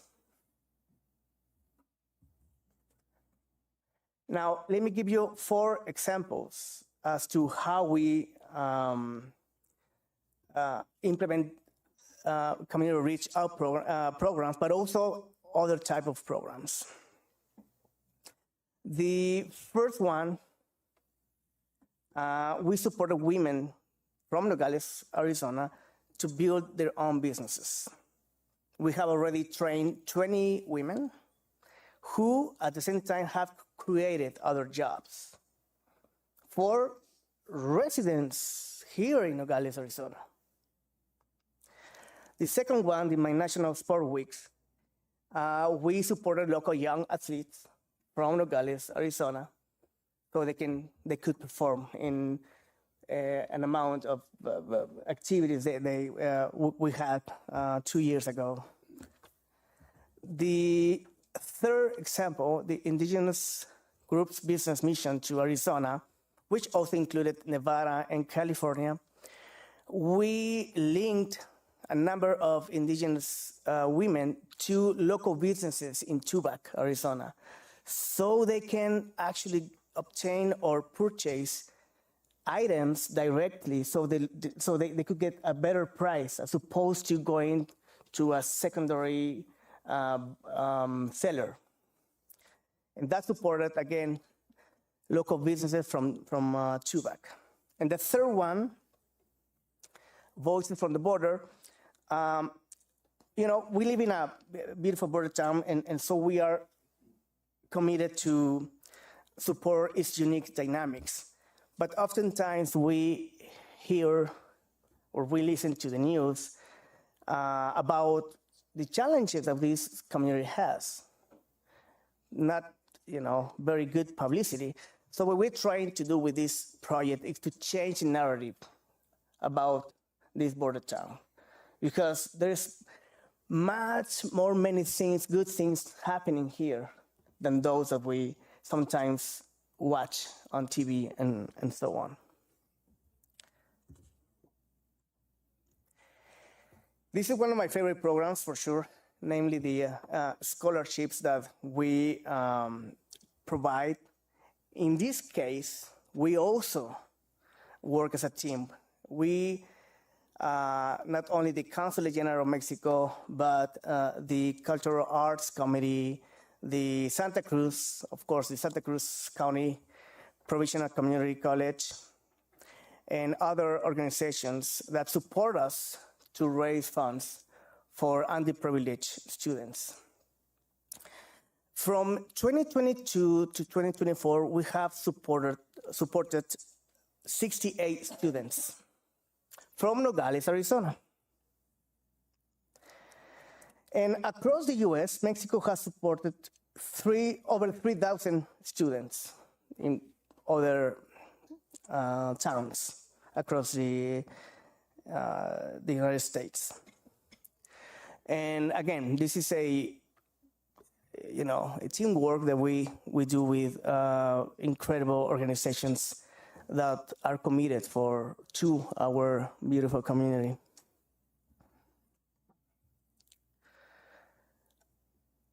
But this is not only about how much money we can raise to support students. It's also about the number of people we can support or benefit from our both community outreach programs and also cultural events. Those are the numbers that we have supported from 2022 up to June 2025. Most of them, not all of them, but most of them are from the Santa Cruz County. And around 18% are people from other parts of Arizona.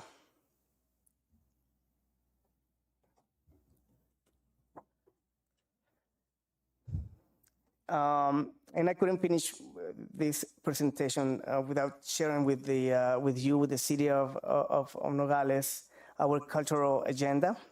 And again, the numbers are there. We started with 13 events in 2022, and we want to finish this year with 31 events. Those are the number of people who have been benefited from those events, but also the investment we have made through these events. And again, I would like to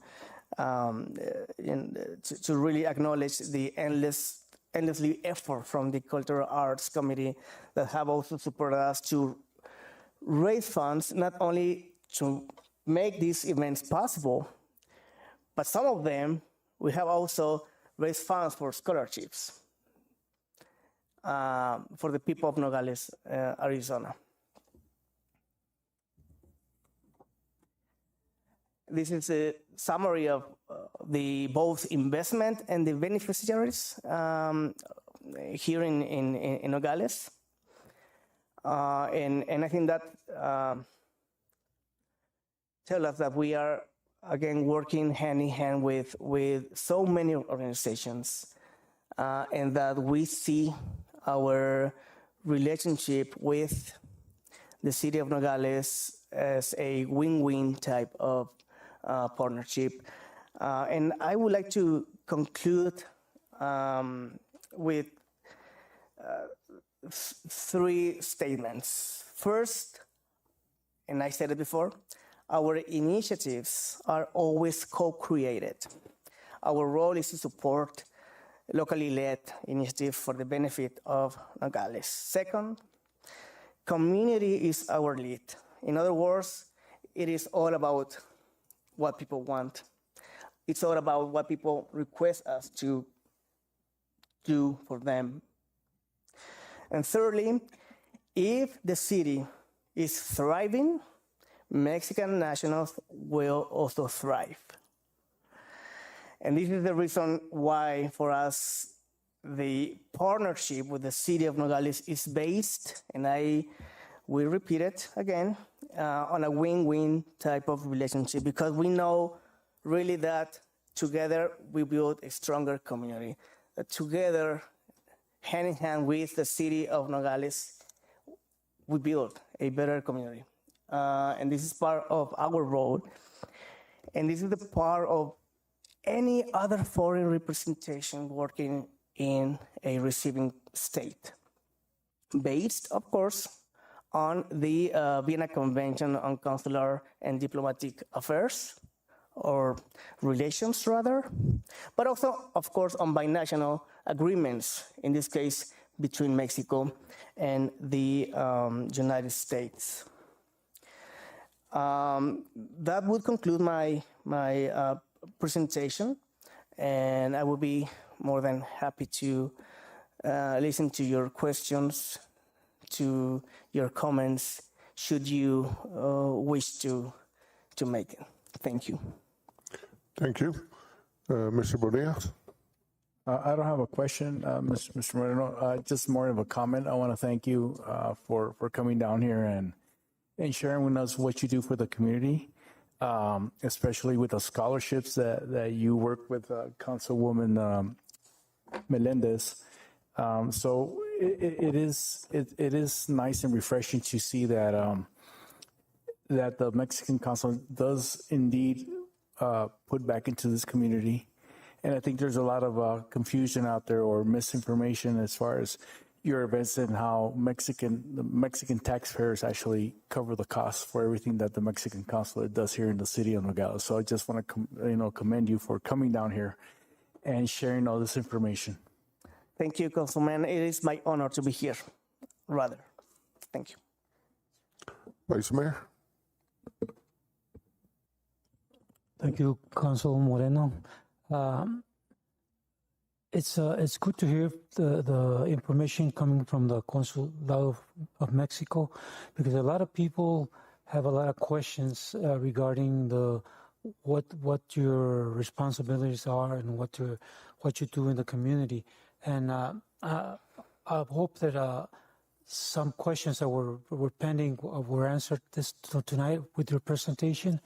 I know that we've had other meetings at the Consulado where you have explained and offered your services to the community.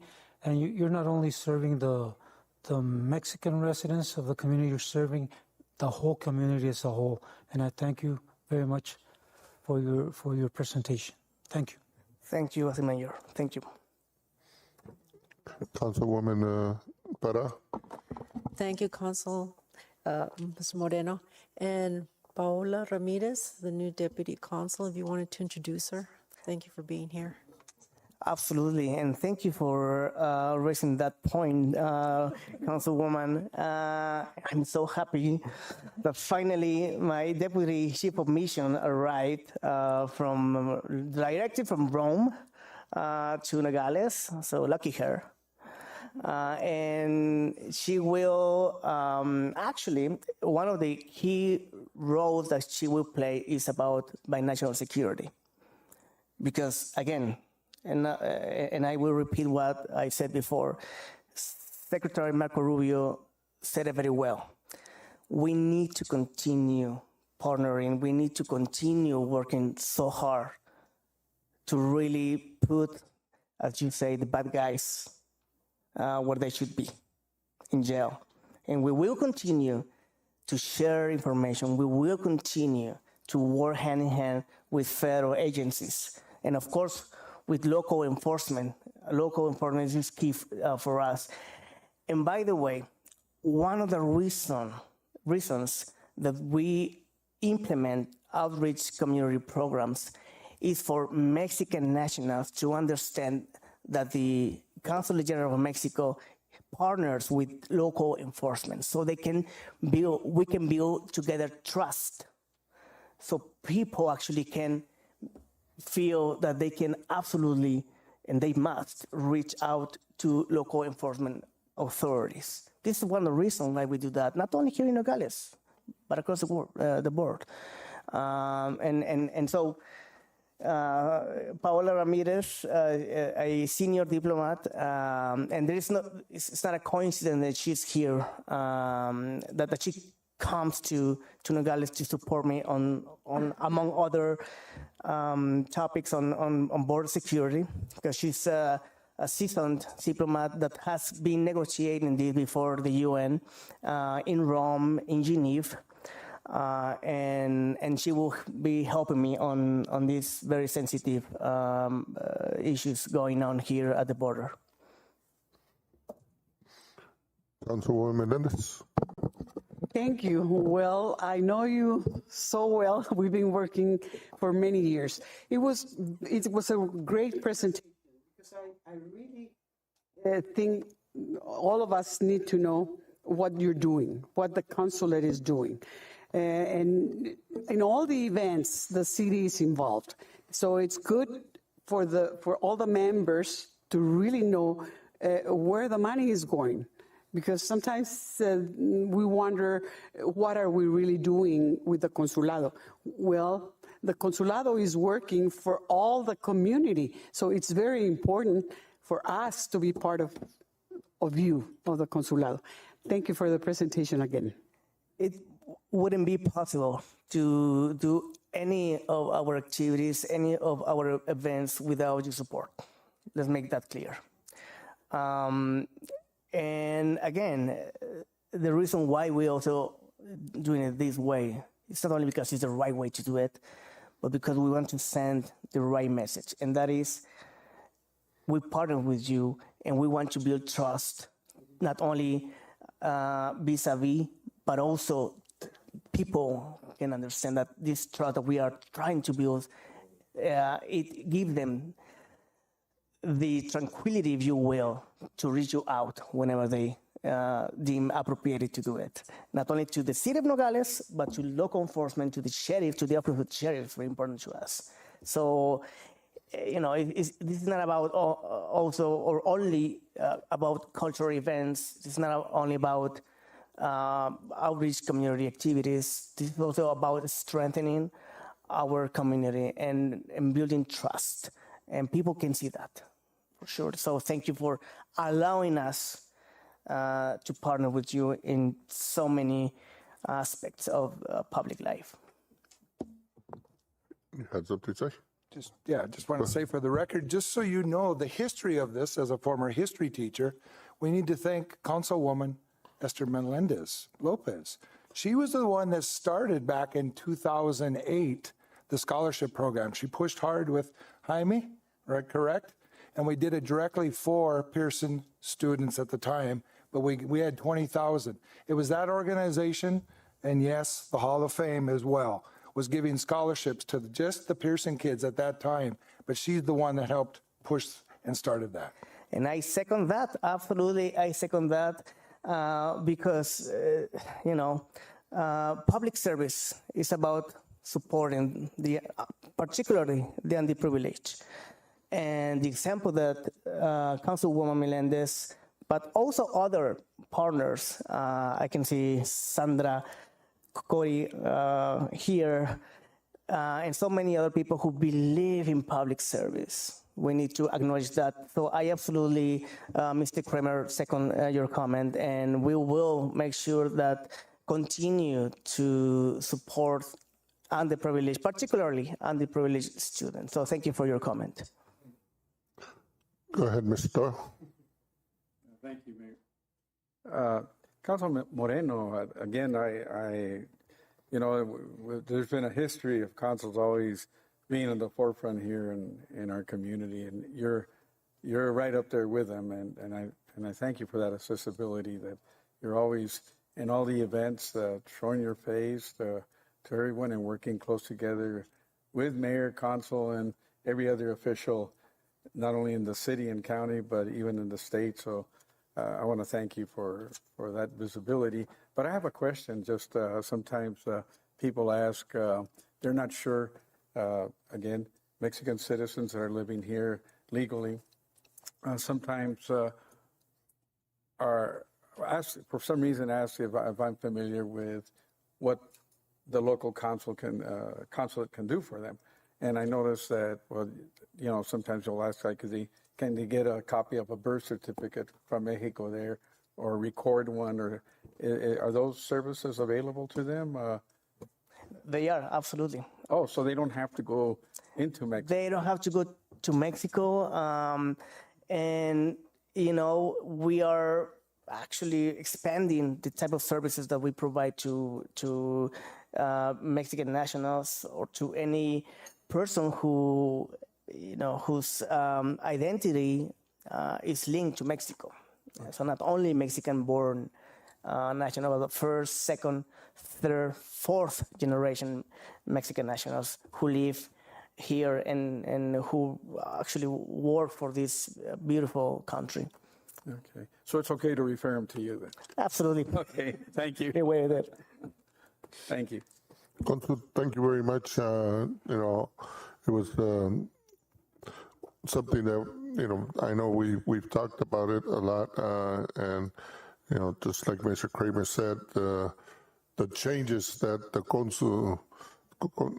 consulate has made in the community, going back 2008 to now, is tremendous. You know, yes, a lot of people thought it was only passports and visas and you know, birth certificates and all that, but you guys have gone a long way. You know, keeping the community participating, you know, involving with, you know, Mariposa, with the Cultura de Artes, you know, everybody. I know you go to the center, senior center, and everything. You know, you guys do a great job, and hope we could continue working together and collaborating. And you know, this is your month. A lot of festivities and all that, so let's celebrate them and keep on working together. Thank you. Thank you so much, Mayor, City Council of Nogales, Arizona. It was an honor to be here. And I almost forgot my best slide. Wait. Oh, there you go. Thank you so much. Una foto. You want a photo with the shirts? While we're doing this, I just want to apologize. Troy Kimball. It's Troy Kimball. I said a different name, but it is Troy that works with the city of Nogales. Thank you, Troy. And also, I want to come in. We have Supervisor Luis Carlos Davis in the back. Thank you, Luis Carlos.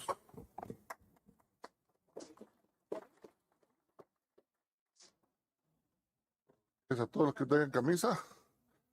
Everybody has the white shirts. Come on for the photo.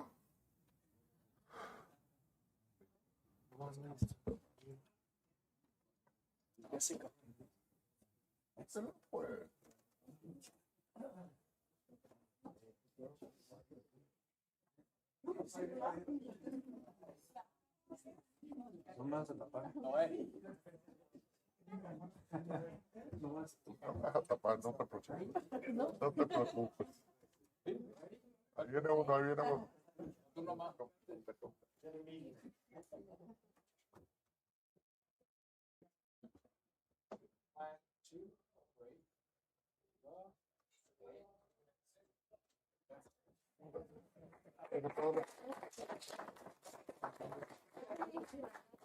Ustedes.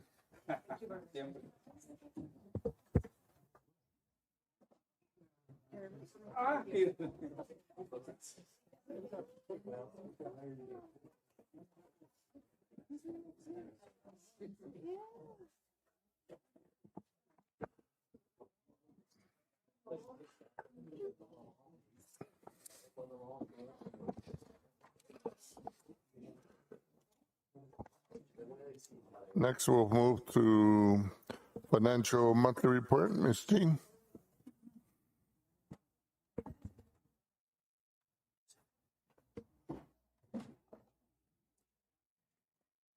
Good evening, Mayor and members of the council. In front of you and also up on the screen, we have July 2025 finance report. This being the first month of the fiscal year, when we go over the budget part, we should be looking at about 8.33% if you separate it by month. First, we're going to start with Table A. This is our general fund. With our general fund, we brought in $1,381,273, which is about 5% of the budget. And expenses going out were $4,418,683, which is approximately 11%. Also on the same slide, we have our shared revenue. With our shared revenue, we have brought in $801,597, right at 8%. Bless you. We move on to Table B. This is our sales tax. It looks very slim, but we have to remember that July of last year, we had a huge deposit that hit us from the month before. Right now, July of this year looks very slim, but August is when more of the money came in. So it's always based off when it hits our checking account, not for when you actually spend the money. So you have to remember that every month, that end of the month becomes the beginning of the next month. And being July, it looks really slim being the first month of the year, or of the fiscal year. It's just the same thing on the expenditures on the general fund, right? Exactly. You Yeah. know, because you do a lot of one-time payments. Thank you. July always looks slim because of the way we start the year. So if we move on to table C, this is our general fund broken out by departments. The ones that are in blue are the ones that are over the 8.33%. A lot of it you'll see is in the encumbered, which means we have POs that are done, but not necessarily money that has gone out the door yet, but it has been reserved for those. Like just as an example in fire, you see a huge one. Well, that's because of our new fire trucks. And so those POs are already done. So the bigger the encumbrance, that does include in our expenditures for the month. If we move on to table D, this is our HERF and our overweight. For HERF, we have collected $311,362, which is 11%. And for overweight fees, we have collected $55,359, which is 18%. For expenditures, for HERF, we were at $215,841, which is 6%, and we have not expended out anything yet for overweight fees. For the sewer fund, which is our table E, we have brought in $230,555, which is 7%, and expended out $287,712, which is 12%. Both in sewer and water, we've already made that first big WIFA loan payment. So that's why this one is higher. Yes. Go ahead, Councilwoman. Sorry, Jean. I'm sorry to interrupt you. That's fine. But I have to ask, and then I forget. How many, is this where are we with that, the WIFA payments? So we started those payments in 22. Yeah. And they are, I believe they're 20-year loans. I can check for you and I can get it back for you. But, so what year did we start? In 22. 22. So we're only about 3 or 4 years into it total. You're welcome. Table F is our water fund. We have brought in $337,971, which is 10% of our budget. And we expended out $854,104, which is 21%. Again, the huge WIFA loan payment. For sanitation on table G, we have brought in $187,037, which is 7%, and expended out $161,127, which is 4%. Are there any questions on those charts?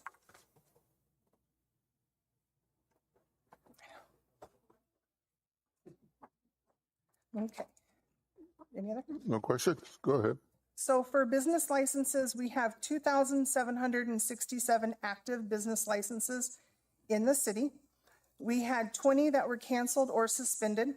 We increased by 18, and we have 43 currently that are in the process of getting their business licenses. For payouts, we had 2 in August, 1 in finance for $1,266.95, and 1 in fleet for $559.76. And then your final page that you have that I gave to you is your sewer and water.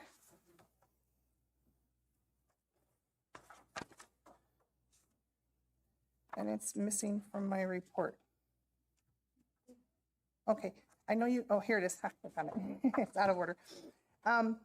So we currently have 6,140 active utility accounts.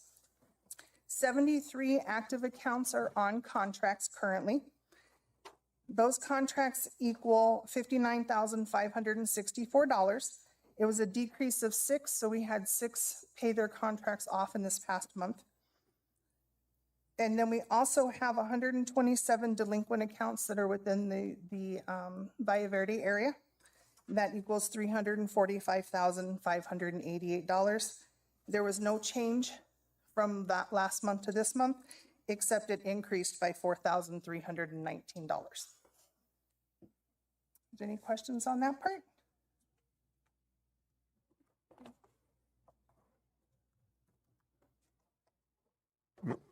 No questions? Okay, thank you. Thank you, Jean. Go ahead. It's done. Sorry, Jean. Jean, can you tell me what proactive measures you've taken to address the late billings of water and sewer? Sure. So as you guys know, when we did have a staff change, there was a lot of a learning process that we've been accomplishing in revenue. I have moved into revenue, so I can actually be on the daily, helping them daily, I guess you can say. I have more than one person learning, which is speeding up our process. We are also working with Mr. Kramer and with Mr. Garcia to make sure that everything is actually done correctly. There's some things that haven't been that we're catching, and in the long run, it's going to help the city. They're a little slow. We're getting better.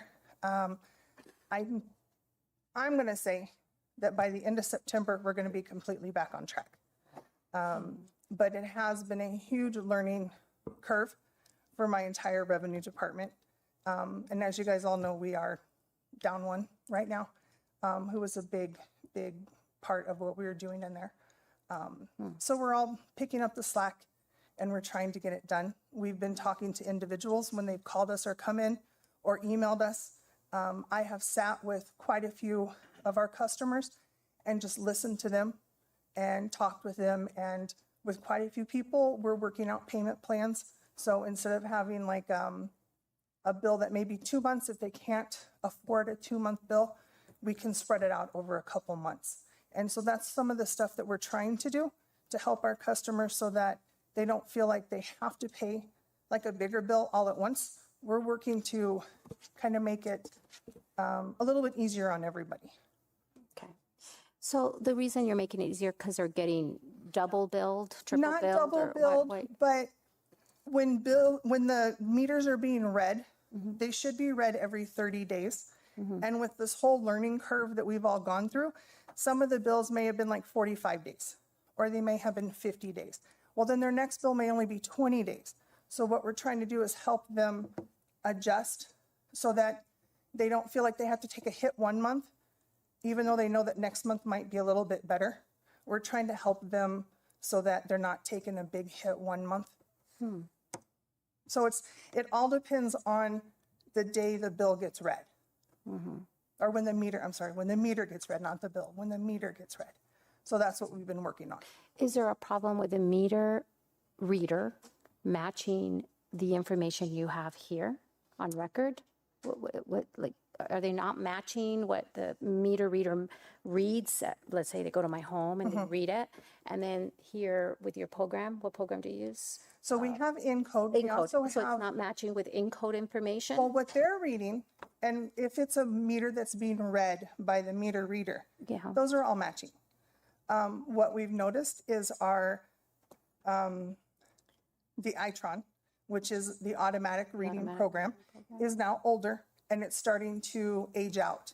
And so we've been working with our MIS department and Mr. Kramer to update and upgrade that. So then things come in a little bit more correct? Accurate. Yeah, that's the word, accurate. So that's what we're working on. It's been a big process for all of us.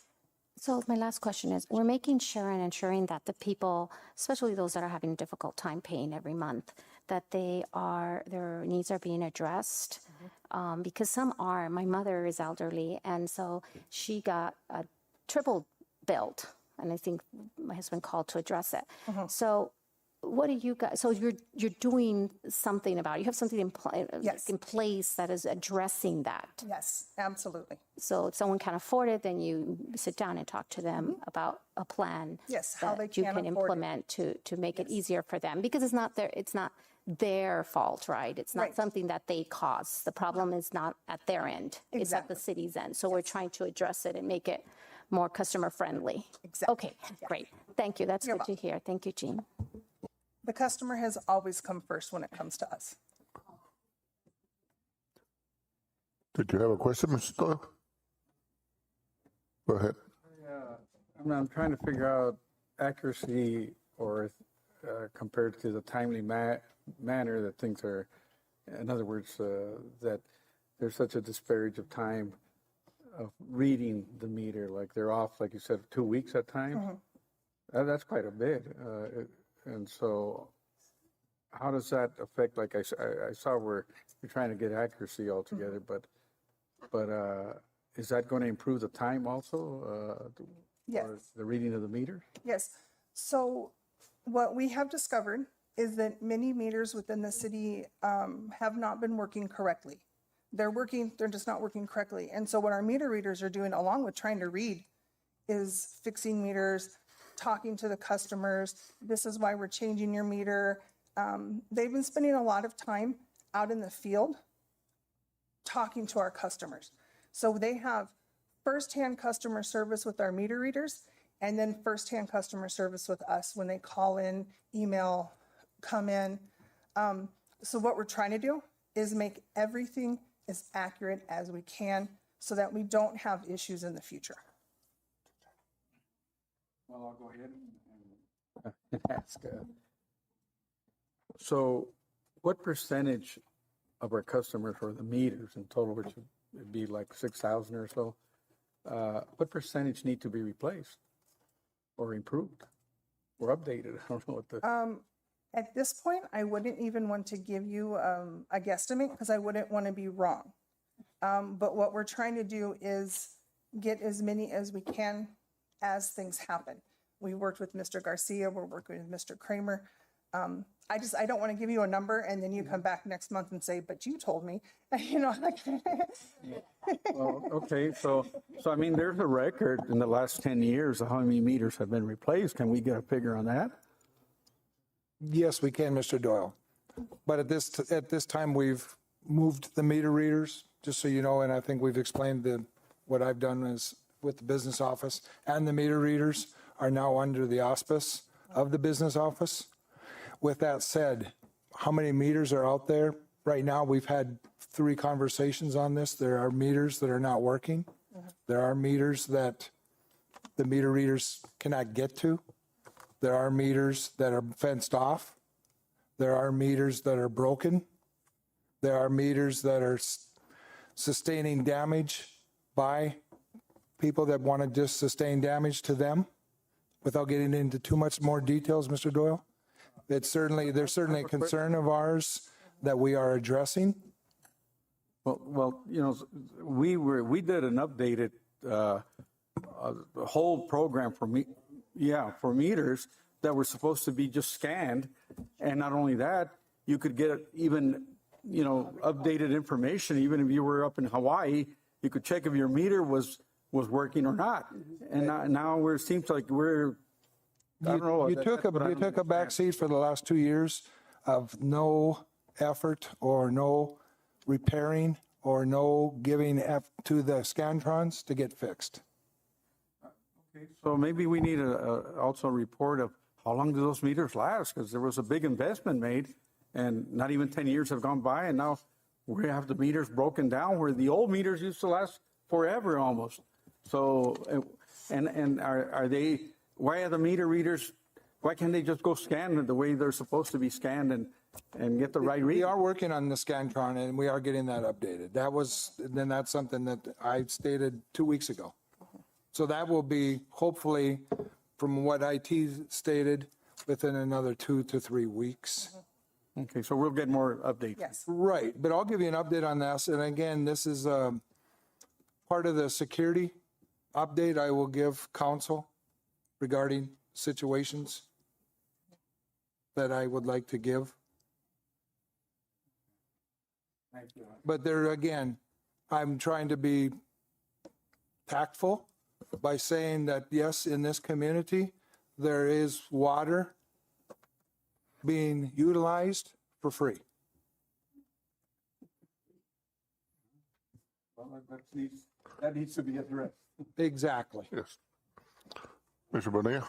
Mr. Kramer, I think one of the issues is, and I think it's within the history of the city of Nogales is, I understand when Councilman Doyle and I'm seeing Dr. Varona nodding his head. Yeah, the city in the past, they buy this huge system, invest a lot of money. However, where the city has failed is keeping up with the maintenance. So then we have all these issues after that. And it's falling apart when if we had a program, a maintenance program to just maintain our investment and stretch out the life. But no, we buy it, we use it, and no one bothers to really do maintenance on it. And so now they're like, you just gave us that report. It is very unfortunate, Mr. Kramer. Now you're going into to fix another problem with these meters, because I imagine that back then it was to simplify our lives, but now it seems it's a little bit more complicated. It continues. Again, you hit the nail on the head as far as what you stated. You bought top of the line equipment. You had everything that should have worked really well, but it's also the upkeep in the TLC, the tender loving care of it, take care of it, make sure it's working, make sure you're overseeing it, make sure you repair when needed. But if you don't have that oversight, it's kind of hard that things sometimes break. It's like not changing your oil in your car, right? You have a nice car. If you don't change the oil, what happens to that car? So without getting into too much more details of it, I think you understand what we're up against. Again, I stated clearly, and I'll say it again, there are meters out there that are being self-sabotaged so people do not have to pay.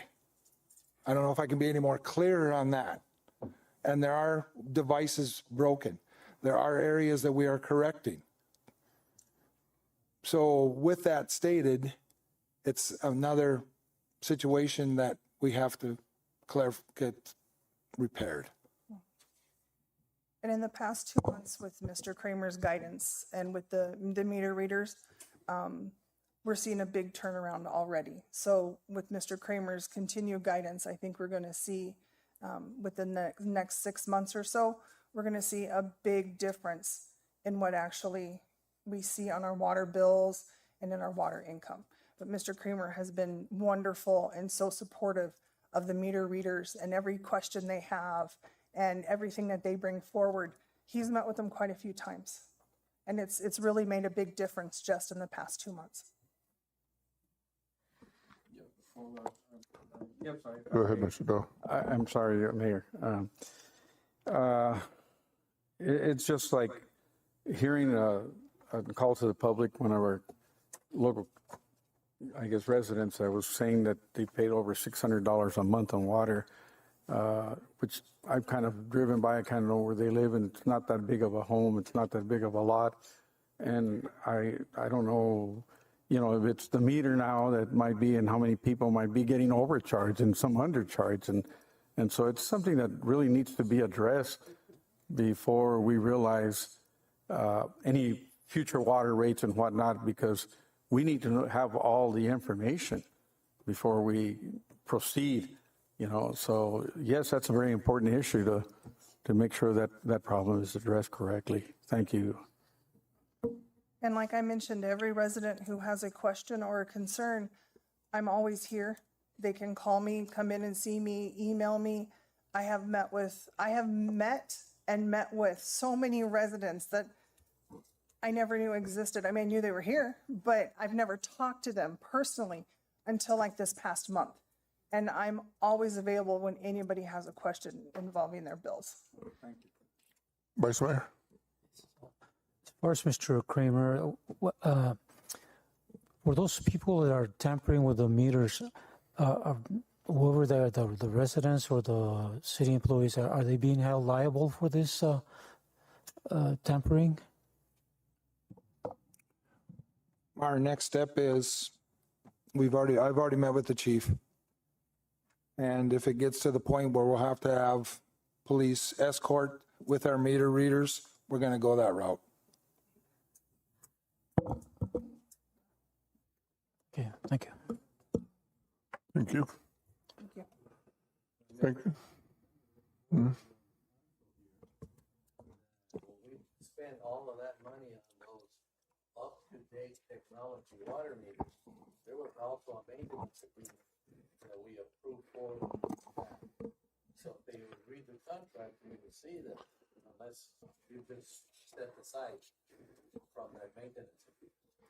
But that was all part of it. We spent a lot of money to change those, so we wouldn't have problem of people saying, you're cheating, there's favoritism, and some people aren't getting meters. I think that's something we could look at, and if there's any warranties on those meters. So, all right. Can I say something?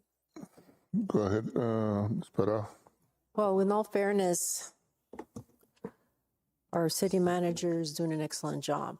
This all was dropped on his lap. This is my first term, but for everyone else that was here before, if there is a maintenance agreement, everything was dropped. They dropped the ball, and now it's on Mr. Kramer's lap, and I think he's doing a really good job of the training, getting the encodes in, everything that he's doing. So let's move forward with that. Thank you. Next, we move to item number 8, discussion and possible actions items. 1, discussion and possible action in-kind support submitted by Cultura Arte Committee for the Dia de los Muertos event to be held at Kramer Park, at Karen Park. Sorry, Mr. Kramer. It's Albert Kramer. At Karen Park on Saturday, November 1st, 2025 from 5 p.m. to 10 p.m. Applicant, Ms. Menendez.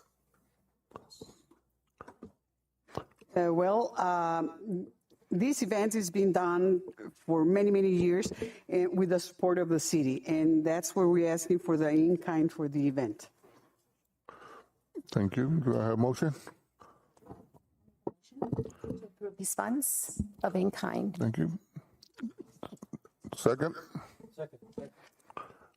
All in favor? Aye. All opposed?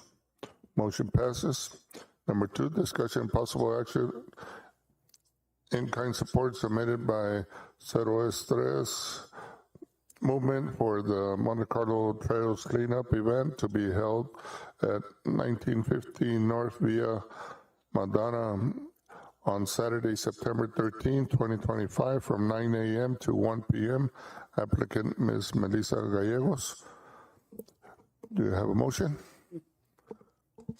Yes, I move that we support that event. The second? Second. All in favor?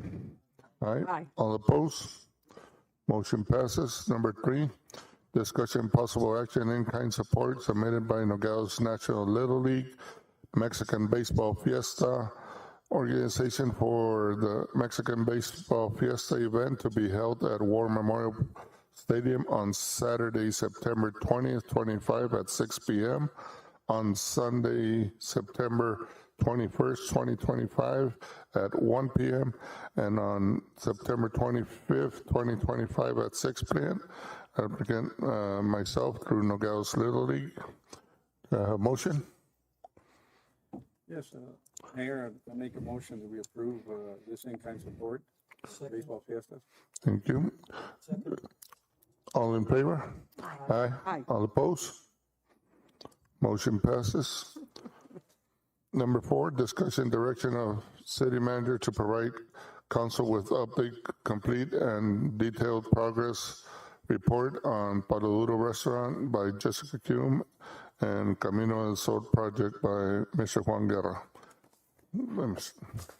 Yes, Mayor, I place that mostly with a perspective. So aside, sometimes we get a little insight, bits and pieces, but I wanted to make sure that I think that those are the 2 most important projects going on right now for the city.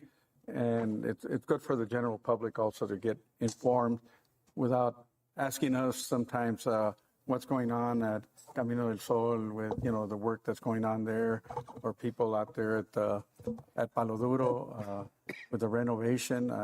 I think I'm outdated on that. I got a little information that there's a lot more being done than what I thought. So it'll be nice to get an update on that. Thank you. Ms. Kuhn, go ahead. Yes. Good evening, everyone. Mr. Kramer, Mayor Maldonado, City Council members, and community members. Some of you might know me as Jessica Valencia Cume. I am the Parks and Rec Director. The project goals for this project have been to enhance the safety, modernize the facilities, improve the overall functionality of the location, and increase tenant appeal, as well as expanding the public and the community use. Can you guys hear me? Yes. Yeah, okay. The completed renovations that we've done so far have been the 4 office spaces that we are looking to lease. Those are ready for use. The installation of the concrete in the courtyard that is replacing the old pavers, the uneven pavers that we used to have. Some of the updates for the restaurants are the new HVAC units that are now installed, a handicap accessible ramp that we've never had before, and I will show you in a picture in a little bit. That's also been installed next to the restaurant, a replacement of a clouded or a foggy window back in the area where the bar is in the restaurant near the drive range. All of the electrical systems are fully operational, and the restrooms inside of Palo Duro have been updated. We've also added a metal gate that has been installed in the side of the pool area, and that's to access the grease trap that I will also show you a picture of in a little bit. Here are some pictures of the offices. The first 2 offices are adjoining offices. As you can see in the pictures, it looks really clean, it looks beautiful. The walls are freshly painted. These 2 offices have a renovated restroom and a storage room. Office spaces 3 and number 4 do not have an indoor restroom. So if we lease those, which we will, they will have to use the restrooms that are located near the pool area. This is a 4th office space. Now for the courtyard. This picture shows the removal of the pavers. Again, they were very uneven, broken, and this company did an amazing job. They came in within 3 weeks and they did the job. So that makes me very happy, as well as a lot of us. The next picture shows the regrading of the courtyard. And then the final picture shows the final product, which looks very clean, very spacious. And I think it's going to be a beautiful courtyard that will be used for a lot of different types of events. The HVAC units that were placed on top of the restaurant are shown in this picture. There's a total of 4, as well as the ductwork. And again, I'm showing you these pictures so that you can see that a lot of work has been put into this project, and it's looking very, very nice. Now for the restaurant. The entrance is on the left side. I don't know if you can see it in the picture on the left, but there's caution tape, which shows that area right there where the ramp is. That is the ramp that I'm talking about. That is great because we only have another one in the back side of the restaurant, and this is kind of on the side. We'll be putting some railing also very soon. The interior, my favorite. Again, the interior has been painted. The ceiling has been painted, as well as the fireplace. Everything looks beautiful.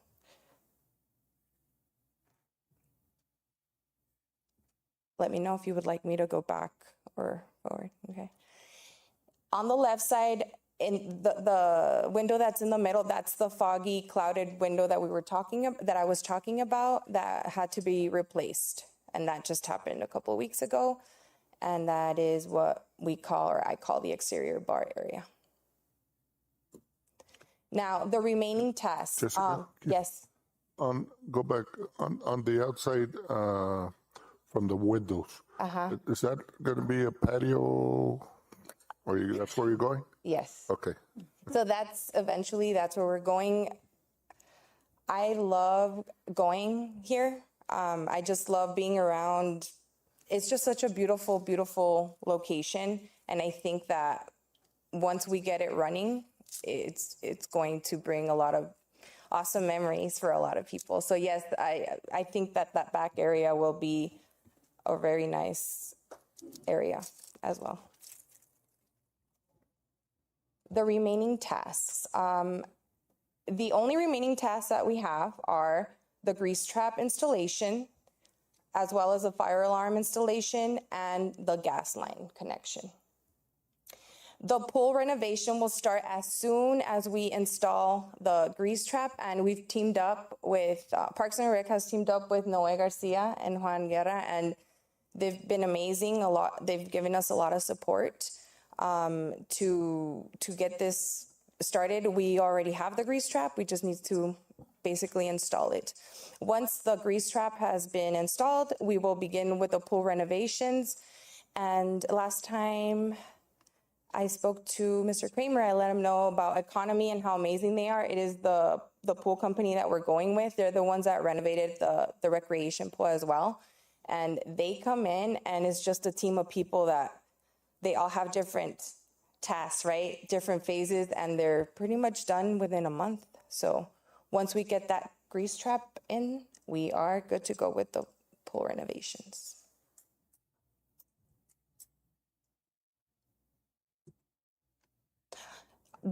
The picture on the left is the picture of a gate that we just installed. This is the gate that I'm talking about that is going to help access the grease trap, because we didn't have that before. That was a wall, so we put that gate in there.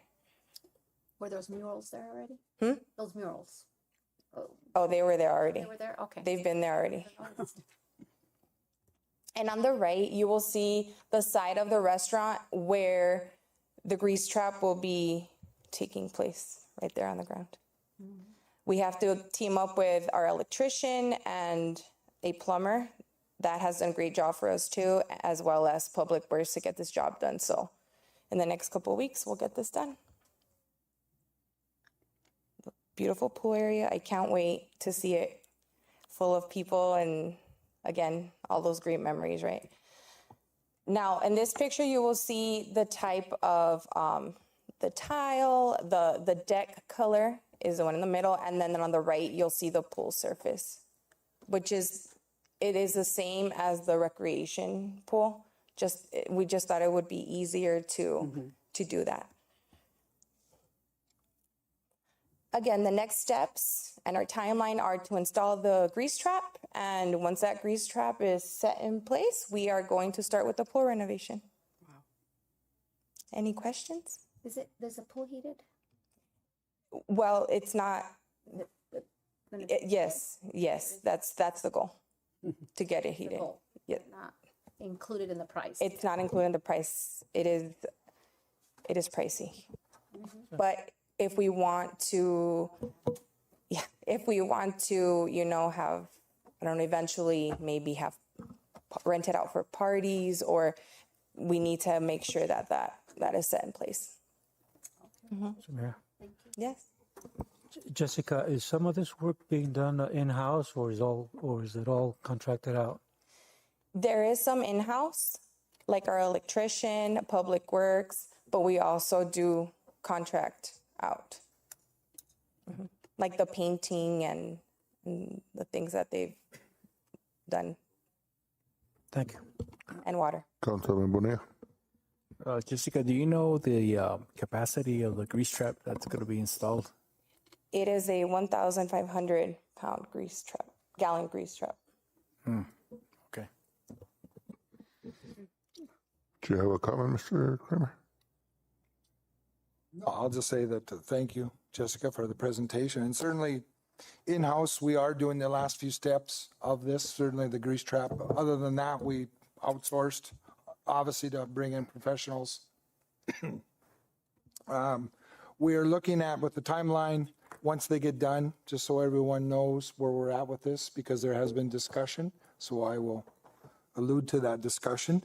I've already got the RFP templates set forth.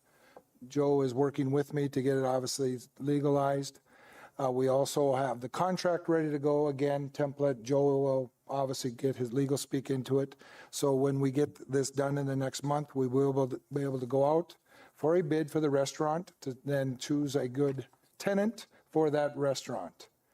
With that said, the pool still stays on an operation with us. There will be just the restaurant itself that person will oversee, or that whoever is the tenant will oversee the restaurant. We will hold on to the pool, the offices the same way. Those offices that do not have restrooms, obviously they'll get keys to use the restrooms that have been refurbished as well. You'll see that in different places where offices don't have pools, or excuse me, pools. They have pools not that close, right? The restrooms, we'll be able to use the restrooms that have been renovated. So they did a lot of work prior. Obviously, these last steps have been outsourced because we needed to get that done.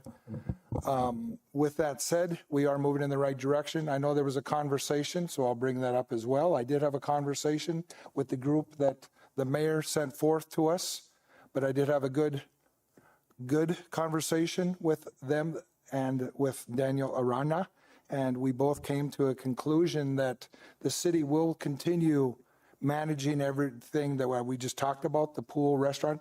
They have no incline to be overseeing that. They don't want to be managers. They want to be fundraisers.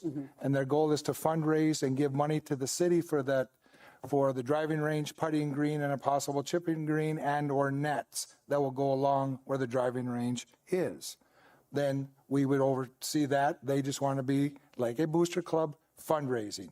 The golf course itself, we are putting on hold for a while, but Daniel did agree that group said the same thing. Private investors are probably the way to go. And we're not going to look at 9 holes because 9 holes does not bring golfers. 9 holes does not, it will few, but it doesn't bring tournaments.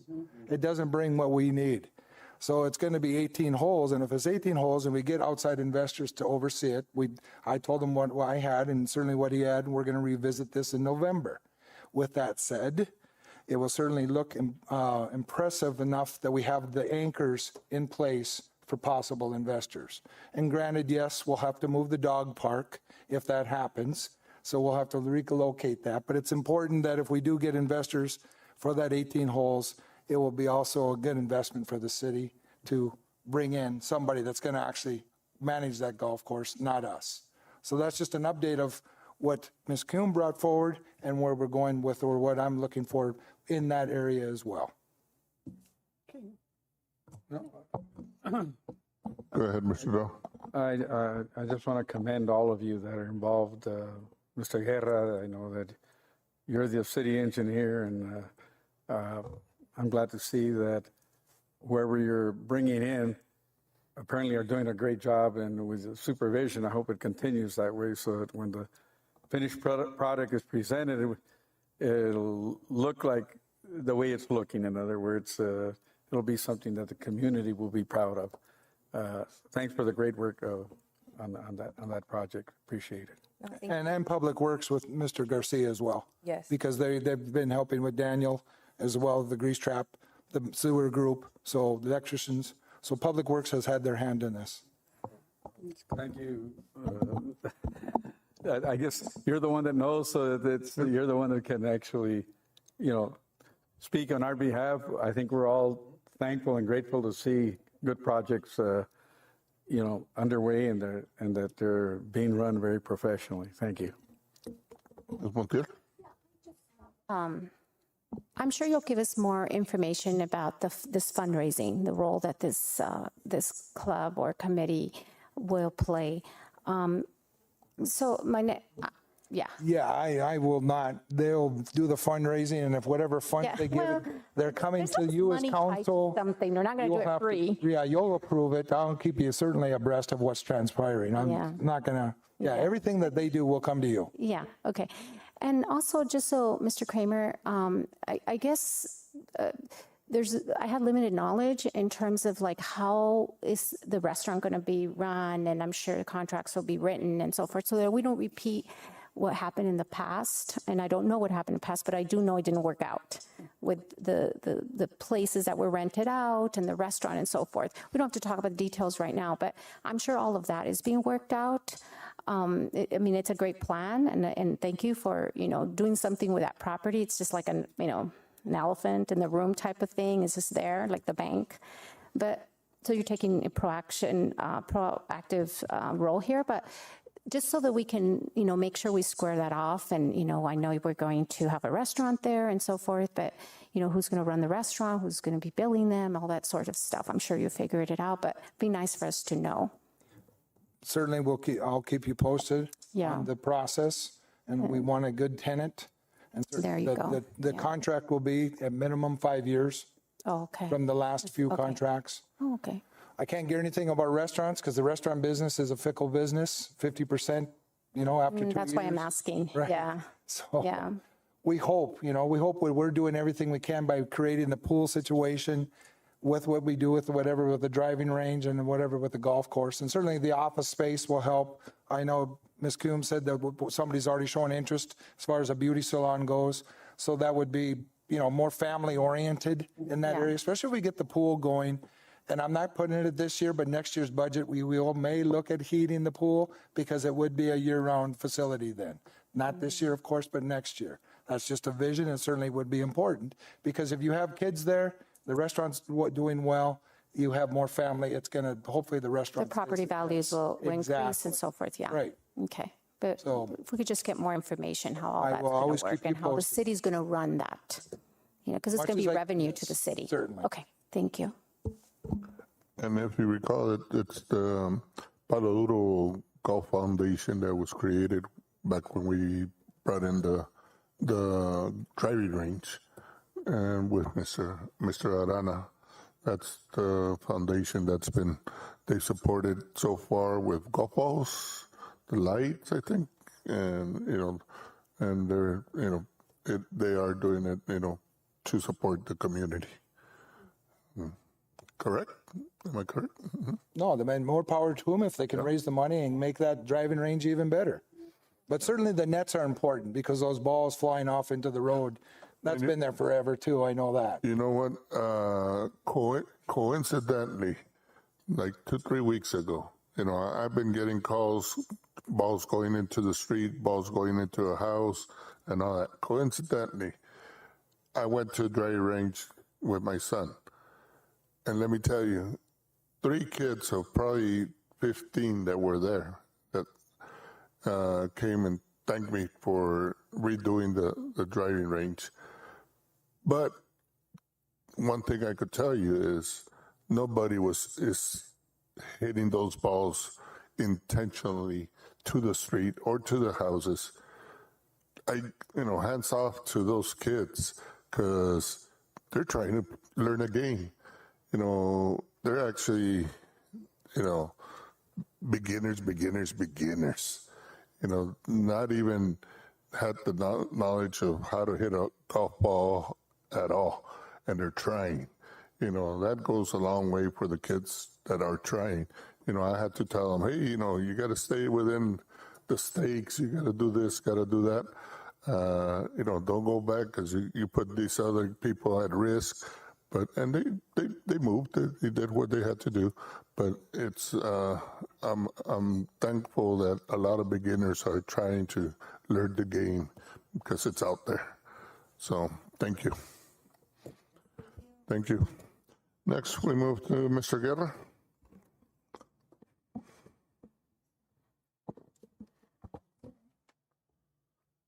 Thank you. Keep it 5 minutes. And Mr. Kramer, before we get into this one, just one thing that, hopefully we keep in mind, and on the contracting of the restaurant and all that, about being able, I know we're putting the cement on the replacement of the bricks or whatever we're out in the lawn. Hopefully we could continue to do the efforts of having the the events, you know, like the carne asada for the Boys and Girls Club and stuff like that, you know, with the community to support those events. I probably won't comment on that one right now. Let's keep it in mind.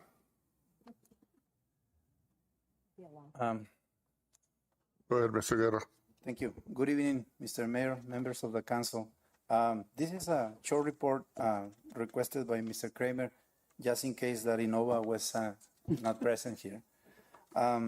So I put together this report with, I broke the project into water and sewer, which is the two main projects here. The city of Nogales, as you know, will be paving the project after the contractor is gone. So the contractor, according to the schedule provided on July 15, they are 2 weeks behind the schedule. Tomorrow, the contractor will start the sewer main installation. They are done with the water main.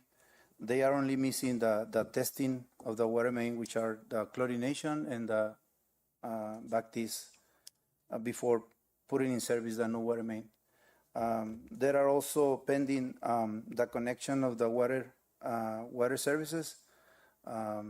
So one of the concerns in the second page, I put there two unforeseen items so far.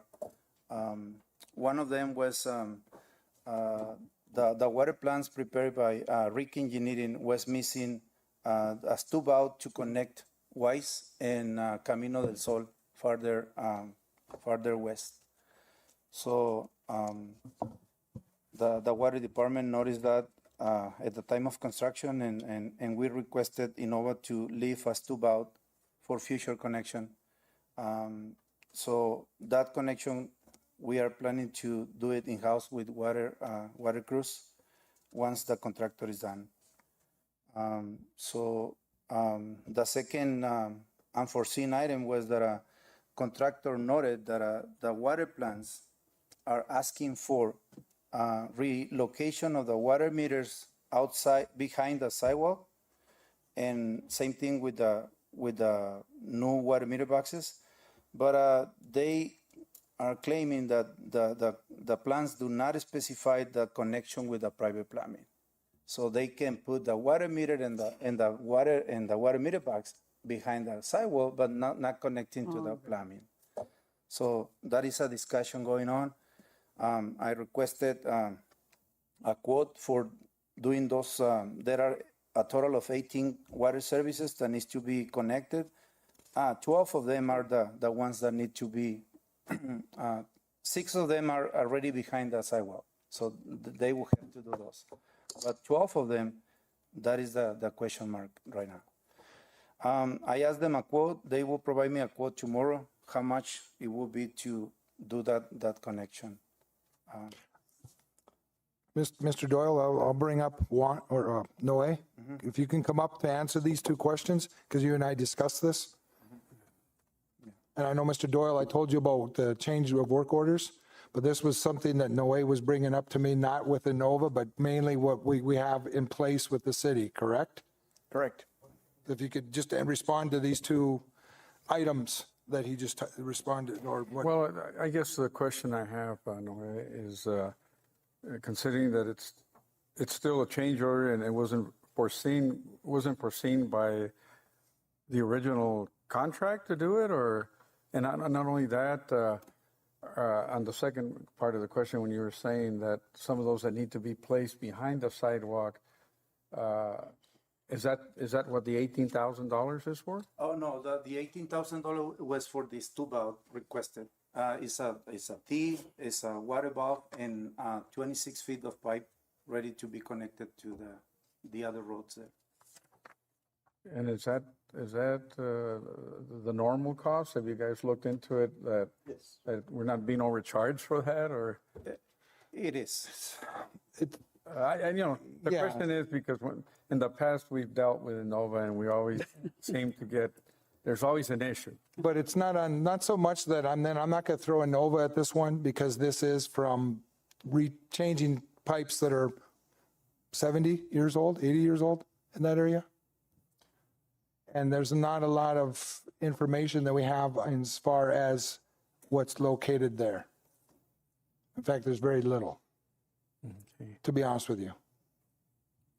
Well, I'm just hoping that we don't have any more unforeseen surprises. Yeah, hopefully. Yeah, this is a very old, aging neighborhood. That's what it looks like. And we're getting 2 of these done with the 18 feet, or? Oh, it's just one. It will connect to White Street. That was a project that was done 2 years ago. Myself. I'm sorry. There's a leak on Western Avenue and I'm taking care of it. Oh, okay. That's a picture of the stuff that he was talking about. Okay. Okay, well, And Mr. Doyle, to answer your question, again, the age of this is certainly the concern. That's why we're doing it, correct? But again, we're going on to everything that I've told you, the council. I'm trying to keep you as informed as possible. But if you don't have any information there, if it's not, there's no maps, there's no guides, there's nothing there, then when they start digging up and they're going, oh, look at this, look what we found. Well, you guys tell us, what do you have there? Well, we don't have anything to give them because there's no maps. There's nothing to indicate that that was there or what they needed to get done. And I'm not defending ANOVA by any means. I'm defending the fact is that again, and I stated when you hired me, the record keeping is not there. And this is another example of it. Well, it kind of goes back to what former Mayor Varona said, even with the other one, there was a maintenance plan in place, but they never followed it, utilized it or kept it up. It's yes. So it's. I'm not defending ANOVA. This is something that had to be done because this was an area they're like, oh, look at us, a surprise. Well, as long as you feel comfortable, you're on top of it, and staff is on top of it, because I don't know if you've had past experience with ANOVA, but I'm sure Mr. Guerra has, and we have. So we just want to make sure that they do the job the way they're supposed to, and not bill us incorrectly. Right, and anything that we can do in-house, we're going to do. So we don't have them doing it for more cost. Okay, all right, well, thank you. I'm done with my questions, thank you. Councilor Bonilla, you have a Nobody question? else might want to have. Thank you, Mayor. Mr. Guerra, I'm seeing here that you used the remaining 1,400,000 from the WIFA funds, and you had to scrap around and get $387,313 from our CDBG funds. Correct. And when it comes to the WIFA project, Mr. Guerra, I'm sorry if I don't immediately jump on board with this project. Who's going to do the pavement for when they finish the street? Is ANOVA could also finish it? The paving? Yeah. The paving is not part of just the trenching of the sewer. Well, I understand that, but we have to finish that street, am I correct? We set aside money additionally to these 2 funding sources from our way fees. Okay, so this thing that you're telling me that you set aside in the past that we've launched these projects, then you come back and say, I don't have the money. So do we have enough to finish this project off? You're not going to come back and say, well, by the way, Mayor and Council, we set aside enough money, but we don't have enough. Because you're already using the last $1 million here, and then you're taking money from CDBG funds to finish this project off. So in the past, on the WIFA projects, you said, and our former public works director said it was a good idea to allow ANOVA to finish off the pavement. So who is going to do the paving? The paving will be done by City Crews. Okay, so there's going to be a patch on there regardless, am I correct? Yes, portion of the project will be just the trenching done by ANOVA, the trenching of the sewer main. And let me go back a little bit. Based on the budget available, the whole neighborhood will not be complete, only portion of it. The water main, the sewer main will be complete from Grand Avenue up to Sonoita, but the water main will not be fully complete on Ellis Street. So that's why I want to have clear expectation in front of you that you are not expecting to have a full neighborhood be paved because it's not, that we are missing to replace the water main on other segments of this neighborhood. So I don't want you to reclaim to me later that we are not paving Ellis because we had the money. Well, I I understand that, Mr. Guerra, I wasn't planning on doing that. Okay. But the past history with these projects, you have to admit that it's one of those never-ending stories. And so you come to us and you say, this is going to happen, and this is going to happen. I understand the change that Mr. Garcia is making. That's fine. But this whole thing with this company, why didn't it want to show up? According to them, what they have said is that it's not part of the contract. Well, you know what? Yeah. You know what, Mr. Guerra? We've had issues with this company in the past, not once, not twice, many times. Mr. Bonilla, I'll just interject. I'm not, no one's disagreeing with this, and this is the last project. Will this be the last This project was started, I believe you started this in November, December, when you started looking at it, and then you went out to bid in January, because it took you February? You signed me February 2nd. This was already going out to bid, and then this company got the bid.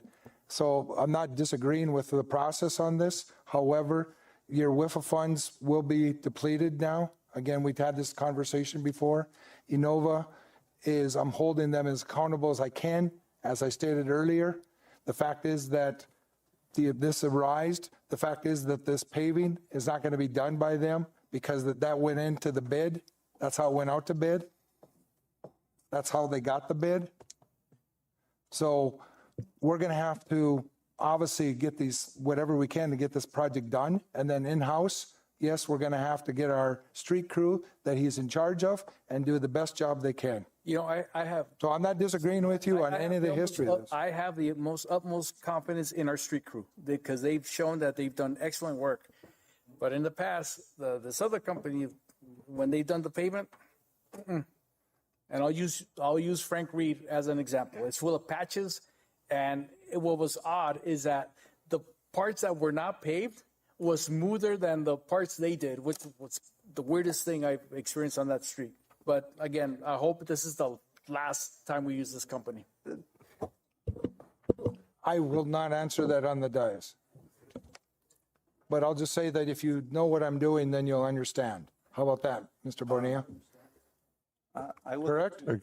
Go ahead, Mr. Guerra. Yeah, I would like to conclude that we are still on budget. Based on the budget available between the CDBG and the WIFA project, we have remaining funding, 29,000. including the change order so far, the number one, 18,000.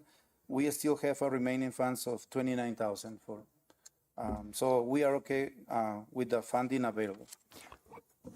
And just so he knows, do you know that Seago is coming? And like Juan said, we're seeing more of them from the past projects. Mm-hmm. So Mr. Osborne is coming over on a once a week basis. In fact, I just conversed with him yesterday. So you will be working closer together with Mr. Osborne, that's supposed to be the project manager for Siegel? He's been kept informed of everything, including the emails that I've been sending to Innova. Okay. I have a question for Mr. Kramer. Who is the boots on the ground on this project? Our project manager or Mr. Guerra? Because at the end of the day, when you're looking at the boots on the ground, his department. It's either between him or Teresita. And there are 2 additional public works workers who visit the sites frequently. And I know that the public works will chip in and whenever with anything with to do with the water. So we do have our people there. Again, just for clarity, Mr. Guerra, if you're not there, Teresita's going to be there from your department to make sure, because because the engineering department is really the one that knows. You're right, yeah. Okay. Every day we visit the sites and take a lot of pictures and videos and talk to the people. Nobody else can, aside from Mr. Kramer, can come and tell you, okay, you're not needed here today. No. Okay, all right. No. Just wanted to make sure. Thank you. Thank you. Next, we move to orders. Number one, consideration possible action of order 2025-09-027, an order of the City Council of Nogales, Arizona, authorizing the purchasing of and use of locks and chains for fire hydrant meters in an amount not to exceed $200,000. Okay. Any questions? Go ahead. Just curious, if, I noticed before the city manager mentioned, so along the lines, we were losing some water, or, you know, and I'll just say that. Is this one of the places that we lose water? Part of my discussions, again, I'm trying to be discretionary as possible. However, I'll say the conversations that I've had with the people that are involved, that I have been internally, we've chatted with at least 3 different individuals from 3 different companies stating that people were actually using an area where their floating meter was at by pulling water off fire hydrants. Companies, other companies. So this, I'll say this. One of the people that I did chat with, that former law enforcement, stated, well, the city of Tucson just did this 10 years ago. So the fact is, they had the same problems, but we are not going to allow, or I'm trying to stop this. I've got people, and I'm going to be discretionary and not say again who's involved and everything, but my inner team is going to make sure that this is taken care of sooner, within the next 3 months, once we purchase all this. And when those that have floating meters, we discussed with one of the company representatives and told that person how we're going to do it. What they say, that's a great idea. That'll work very well. Thank you. So, do I have a motion? I motion to approve the 200,000 for this agenda item. And, we had one? Did we have one, Mike? All right. Yeah. So all in favor? Aye. All opposed? Motion passes. Next item will be tabled because that's the one that the K9, we're going to table it. Correct? We're going to table it for next time? No, Mayor, if I may. Still approve Or we'll approve it and do the ceremony next time? Yes, if I may, Mayor, the sequence of events was going to be the presentation and recognition for the retirement of not only the K9 Brom, but his handler, Chris Flores. This is something separate where, if you guys so wish and approve, the K9 will now be officially retired through the city and allowed for the purchase of the K9 by the handler, something that we've done in the past, and I so support on this. So this is something I feel, if I'm not mistaken, and Mr. Estes could chime in, it's not allowed at this point, but I feel that it's something that's appropriate to move forward with. It's allowed? Okay. I thought they went one with the other, so. That's fine. Okay, so then we go to item number 2, consideration possible action of order 2025-09-028, an order of the Council of the City of Nogales, Arizona, authorizing the retirement of Nogales Police Department narcotic K9 Brom. Any discussion? All in favor? All right. All opposed? Motion passes. And we move to item number 3, consideration possible action of order 2025-09-029, an order of the City Council of the City of Nogales, Arizona, approving the memorandum of understanding with the U.S. Immigration and Customs Enforcement, Homeland Security Investigations, and the Nogales Police Department, and designate a Nogales police officer to assist in certain duties. Any questions? Go ahead, Ms. Montiel. Tell me a little bit about that. Okay. 'Cause if I remember, we had a discussion about that at the very beginning, how you and Border Patrol, you being the City of Nogales Police Department, was going to be working with Border Patrol. So, so I see that on the agenda already. Can you tell me a little bit, what's your plan of action with that? Oh, certainly. And I'll just clarify, the wording, and I apologize, isn't the best for this agenda item. So, and I've actually been afforded some questions regarding this.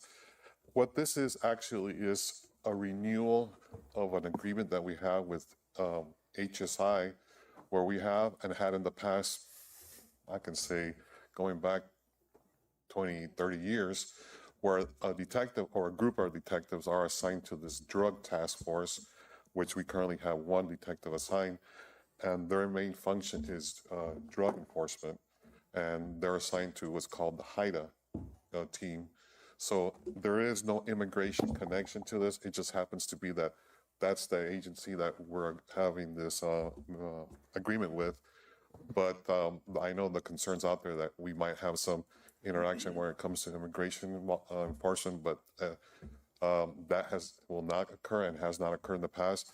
There was a short time frame in the last few months where this task force did receive some new direction from the federal government to take enforcement action when it came to immigration.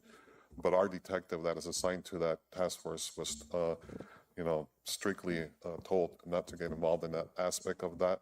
They kind of have tailored down this enforcement, and they're now focusing back on their main goal, which is drug enforcement. So I apologize once again, the wording ain't the best, and this is something that we do every year, and that allows for this officer to be assigned to this task force to do drug enforcement, and actually for the city to get reimbursed for their salary and anything related to them. Mayor? Go ahead. Yeah, I just wanted to be transparent and clarify it, because I saw the wording a couple of days ago, and I was wondering why it was written that way. We just had the Consul talk a little bit about partnerships. So, we all were very, positive about it.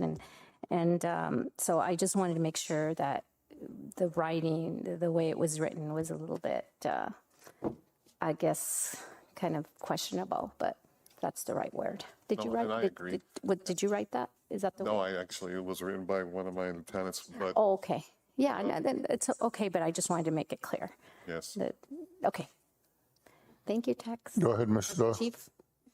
What I understood from this MOA, it's something that it's not in concrete, but down the road, I guess it can be revoked by either agency, I guess. That is correct. It's something that if we feel that it's not meeting our requirements, we do have the ability to remove that officer that's assigned to the task force. We have done that in the past. We actually had at one point, not this particular task force that's called HIDA, but it was in the past called Metro. Same goals and same objectives, but we have removed sometimes officers that have been assigned due to other needs, core services that the police department sees more important. So we went down from actually at one point having 3 or 4 detectives assigned there to now actually to 1. But to answer your question in short, yes, we have the ability to take action if we feel that it's needed. All right. Thank you. Vice Mayor? Chief, does the wording change of the memorandum? How many times do we renew this memorandum? This is actually done on an annual basis, and and the reason behind it is just making sure that the parties involved, a lot of people change, chiefs change, what they call ASACs, their change. So there is the need for new signatures and approval to go through the governing body. But the responsibilities and do not change? No, sir. Like I said a little bit earlier, they wanted some involvement on our part when it came to their goals, which was being changed due to what was going on nationally when it came to immigration enforcement. And, you know, we held the hard line saying our officer is not going to get involved in any of that. And they agreed, and he was tasked with doing some other stuff that he was still involved with. Thank you, Chief. With that said, all in favor? Aye. All opposed? Motion passes. Move to item 10, liquor licenses. Number 1, consideration possible action of liquor license 2025-14. Public hearing consideration and possible action of liquor license 2025, public hearing and consideration and possible action to recommend approval to the insurance of a Series 004 wholesaler liquor license for Mezcal 40 Warehouse, job number 351544, 1861 West Meadow Hills in Nogales, Arizona. Any questions? I do. Go ahead. Thank you, Mayor. Mr. Estes, I checked the address here, and it's at a residence. Have we checked the ordinance in that? Can liquor be sold in a residential area?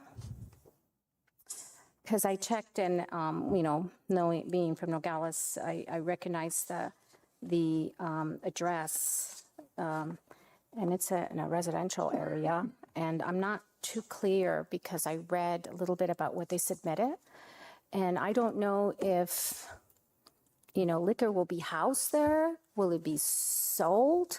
Will people? I read that it's not going to be a pickup or drop off type of thing. But so, can you give us advice about that, just so that we can make sure we don't? The neighbors also aware, and if we can legally, because of the existing ordinance. Well, one, it's for a license, it's a recommendation only. You're not approving the license. That can only be approved by the State Liquor Board. This looks like it's a wholesale license, which would indicate that it's not retail sales at the location. It does look like they've designated a certain part of the residence for the administrative offices, and then another part for looks like potential storage. Exactly. So, and that would be a question with regard to zoning for that. The zoning. Residential classification, if this type of home-based business would be authorized, regardless of whether or not the state board would issue a liquor license or not. But if you want, we can table this and then have the planning department do a review to determine if that would be an appropriate allowed use in a residential for this type of home-based business. Okay. Yeah. So I went into their website, the State Department, and they said exactly what you said. It's basically, us approving it, taking into consideration that we look at the zoning and all of that other stuff. But I mean, we can table it, or we could just vote on it, whatever the mayor and the council desire to do. It's up to council. I mean, normally, I don't think the process is to have the liquor licenses reviewed by the planning department to determine if there's any zoning issues with regard to this.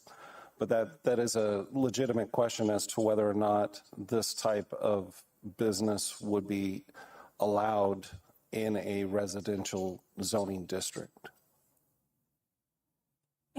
So then, I think if we did our due diligence, we would table it and make sure that the fire department would give us a little more information. That they're going to be looking into the zoning and other. The planning department, yes. Yes, okay, so then we don't have all the information at this point for this license. Correct. Yeah, I don't have an answer for you tonight as to whether or not a wholesale liquor business Our alcohol business would be So authorized. is it in order right now to make a motion to table for this license or not? Or do we have to vote on it first? Well, first you have the public hearing.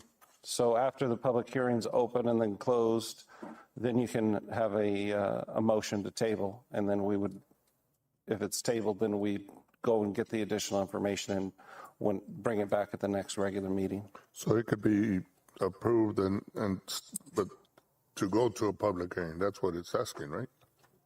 No, when you do a regular liquor license like this, special event liquor licenses are different.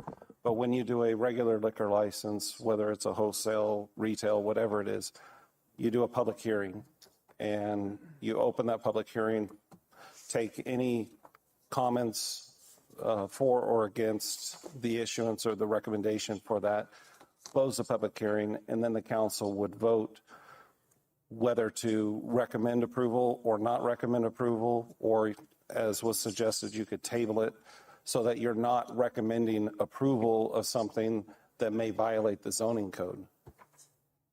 But you would still do the public hearing now. You'd still open the public hearing, take any comments, close the public hearing, and then council would take whatever the motion would be, whether it's to table, to approve, not approve, that would be a council decision. Go ahead. And I apologize to the author of this license because,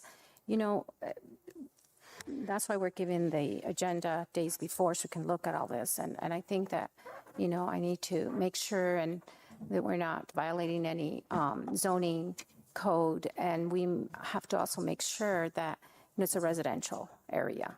And so I think we have to be diligent about that. So, Mayor, I don't know if I could just, call for tabling this at this moment.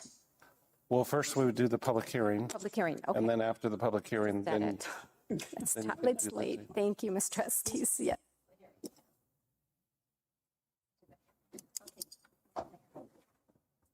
So it's open to the public hearing first. Okay, so there's no comments or anything on the public hearing? Well, you have to formally open the public hearing and then ask for comments. And Okay, we open it to a public hearing. Is there any comments? I don't think this person is here. Everybody's familiar here. That's Daisy and staff. Yeah. Mr. Barone, okay.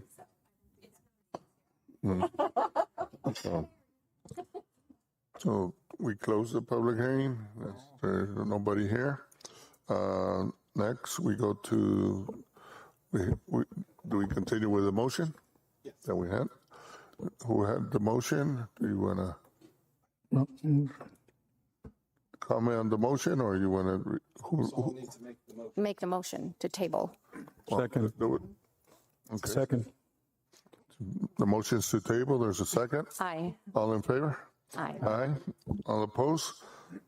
Item 1 is tabled to this. Thank you.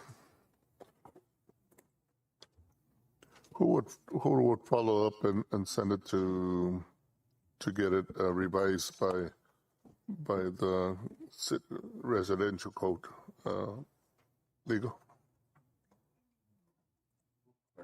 How do we follow up that this goes to our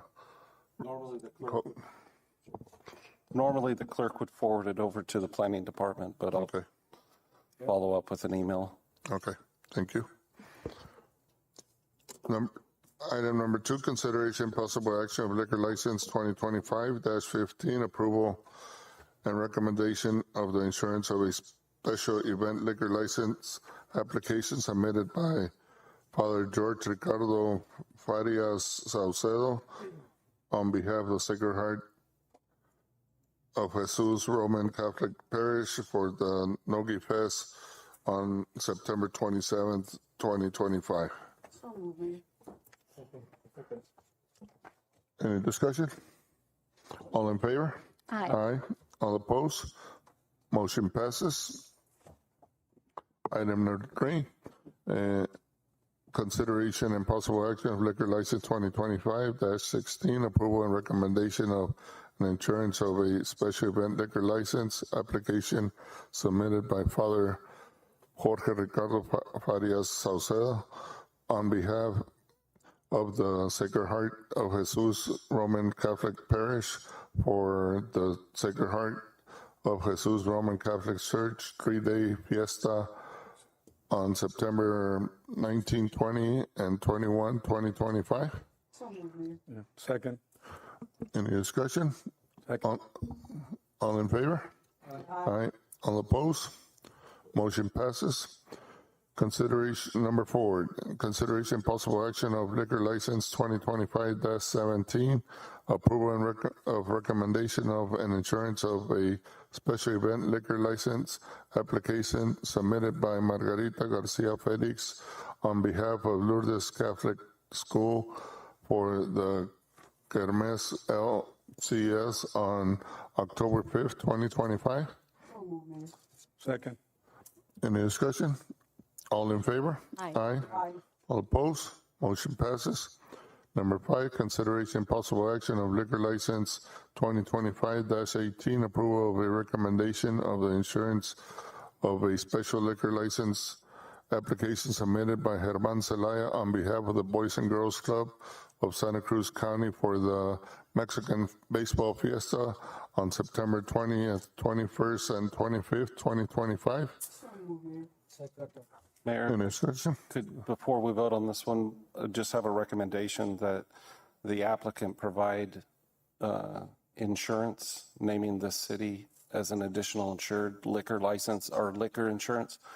This issue's come up with a number of municipalities because this is on city property, that if normal general liability insurance doesn't cover the liability for liquor sales.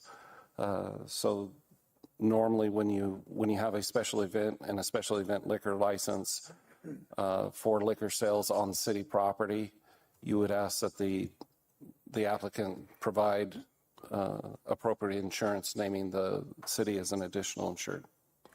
I think there should be no problem. They've done it in the past, even on the carne asada. So we should be okay. Jessica, were you involved last year when they had the carne asada? Did they do that? No, this May. Yeah, so we should be okay. That's it. All in favor? Aye. All opposed? Motion passes.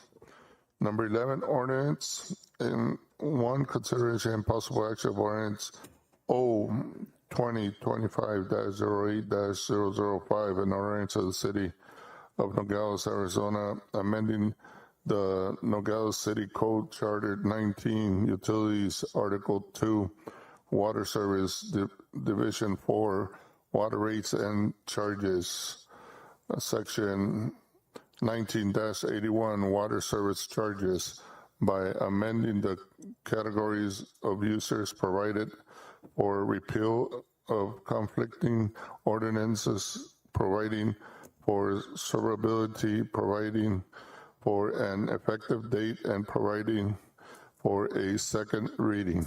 Do we have a second?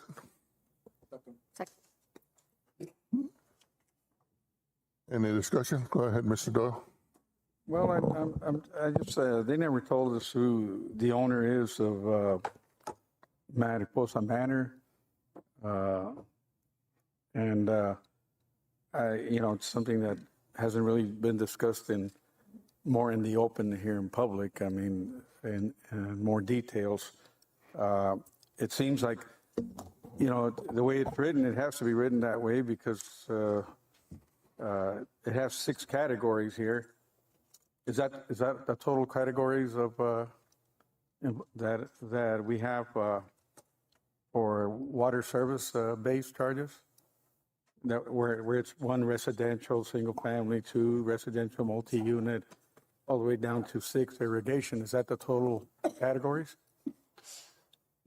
Councilmember Doyle, this ordinance doesn't adjust or change the categories or the secondary service. All this ordinance does changes the name of trailer parks to mobile home residential communities. The order that was approved at last month's meeting is the order that changes and removes the secondary service charge.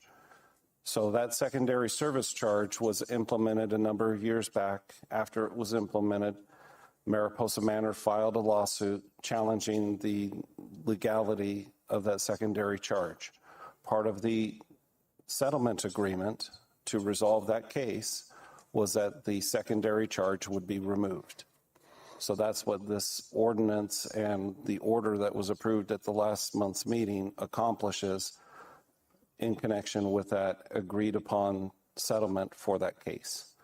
Essentially, this impacts, the change impacts, I want to say it's 4 or 5, Mariposa Manor plus 2 other mobile home residential communities, and the total cost with removing this secondary charge is approximately, I want to say, in talking with finance, I think it was $8,000 or $9,000 difference for those other communities other than Mariposa Manor.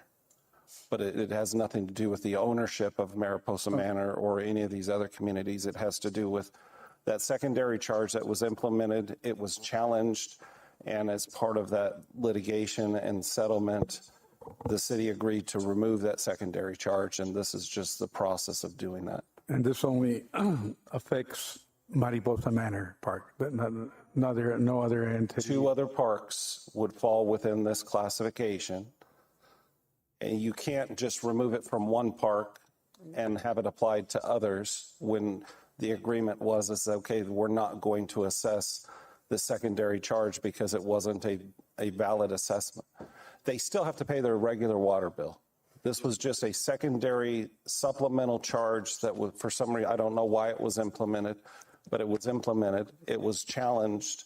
Part of the settlement agreement is that the city's not going to pay anything in connection with that settlement agreement other than agreeing to remove the secondary charge. I guess my concern is that there won't be any added water rate charges to the park than what is normal paid for everybody else. In other words, the rates are not going to go up for them. No, they're going to have their regular water charges are going to remain the same. This is just removing. It's just that extra service charge that the manor probably had or something, or is that? No, it was a charge that the city. By the city, $12. Okay, and we're dropping that. Yes. Okay, that's all. The total fiscal impact outside of Mariposa Manor for those other 2 communities is approximately $8,000 a year. Okay. All right. Well, thank you for clarifying that. Mr. Kramer, were you going to comment something? No, I think our attorney recognized it very well, and I think this is the 3rd time we discussed it, and certainly the questions were good. But it's just changing the trailer park and removing what he stated to that. Any increases of the water rates would be substantially be across the board, Mr. Doyle. So if we did it for everyone in the city, they would also be impacted. But that's how to answer your question on that. Okay. With that said, all in favor? Aye. All opposed? Motion passes. We move to resolution. Consideration and possible action of resolution R 2025-009-002, a resolution of City Council of the City of Nogales, Arizona, ordering and calling a special election for March 10, 2026 for the submission of a proposed amendments to the city charter regarding salaries of mayor and council members, contract terms of the city manager, and residency requirements of the city manager, directing publication as required by law, establishing the conduct of elections, including ballots, tabulation requirements, authorizing an agreement for servicing with the county and payment of elections expenditures, setting forth the voters registration deadline and Voters' Rights Act requirements, designating the election format, establishing canvassing, recording, and reporting requirements, and including a servability clause. Mr. Bonillas, you put this one on the. Yes, I do. Give us. Sure. So there's three agenda items on this resolution.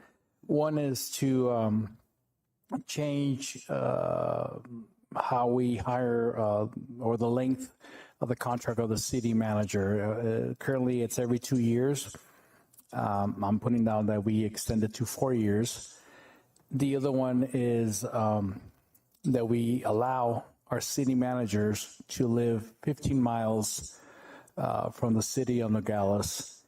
And the last one is, and I'll give you my reasoning right now when I finish reading these off. And the last one is it's a pay raise for mayor and council. We'd be going from mayor from $50 to $650 and council members $500 per month. And the reason for that is because we put in a lot of hours. I mean, $500 is what I think some council members put into this job, including you, Mayor, is worth more than $650 and $500. But the old $25 and $50 for mayor was set back in 1940 something. So I think the cost of living has gone up a little bit, I would say. I know we tried to pass this in the ballots years back, but that's my reasoning. And the one for 4 years for the contract for the city manager, it's very hard to get good people here. Try to, especially if they're going to come out from out of state, to try to convince these people to come down for a 2-year contract. It's pretty hard. So we had the last city manager, 2 city managers ago. I remember he was having issues finding a house here. And when he finally settled in he was, I think, going on his 2nd year, if I remember correctly. He was barely trying to close on his home, if I remember correctly. So it's pretty hard to get good people in, try to convince them and work for the city of Nogales for 2 years. It's very hard. And since I'm asking for the 15-mile extension from the city of Nogales, so city managers can live out in the Rio Rico area, it's because currently we're experiencing a housing crisis in the city of Nogales. It's very hard to find a house here in the city of Nogales. So that's why I put this resolution. It's open for discussion, and we can change this tonight. So I'm open to suggestions. Vice Mayor, did you Mr. Mayor, yeah.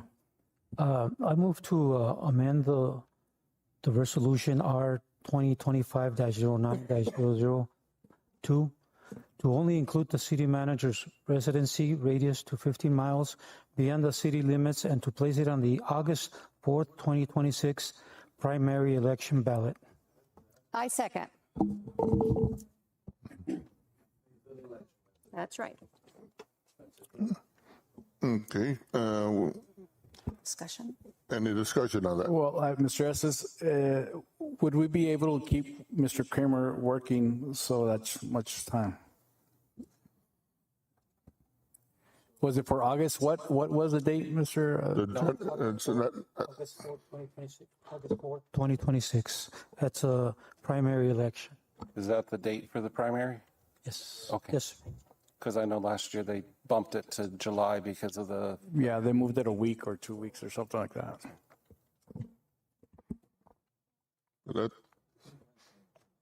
That's, so we have a motion, we have a second. Is that the only item that would be on that election? Yes? What do you mean by the only item? Oh. There's 3 proposed propositions with this resolution. So you can amend any one of those propositions. So the motion was to amend the resolution to only include the proposition that addresses the 15-mile radius and then remove the other 2, the salary and the contract term. Well, I think that 4-year contract is totally ludicrous and not in favor of the city, because there can be city managers that, in the past, the council wants to lay by to them, and then they have to pay them out.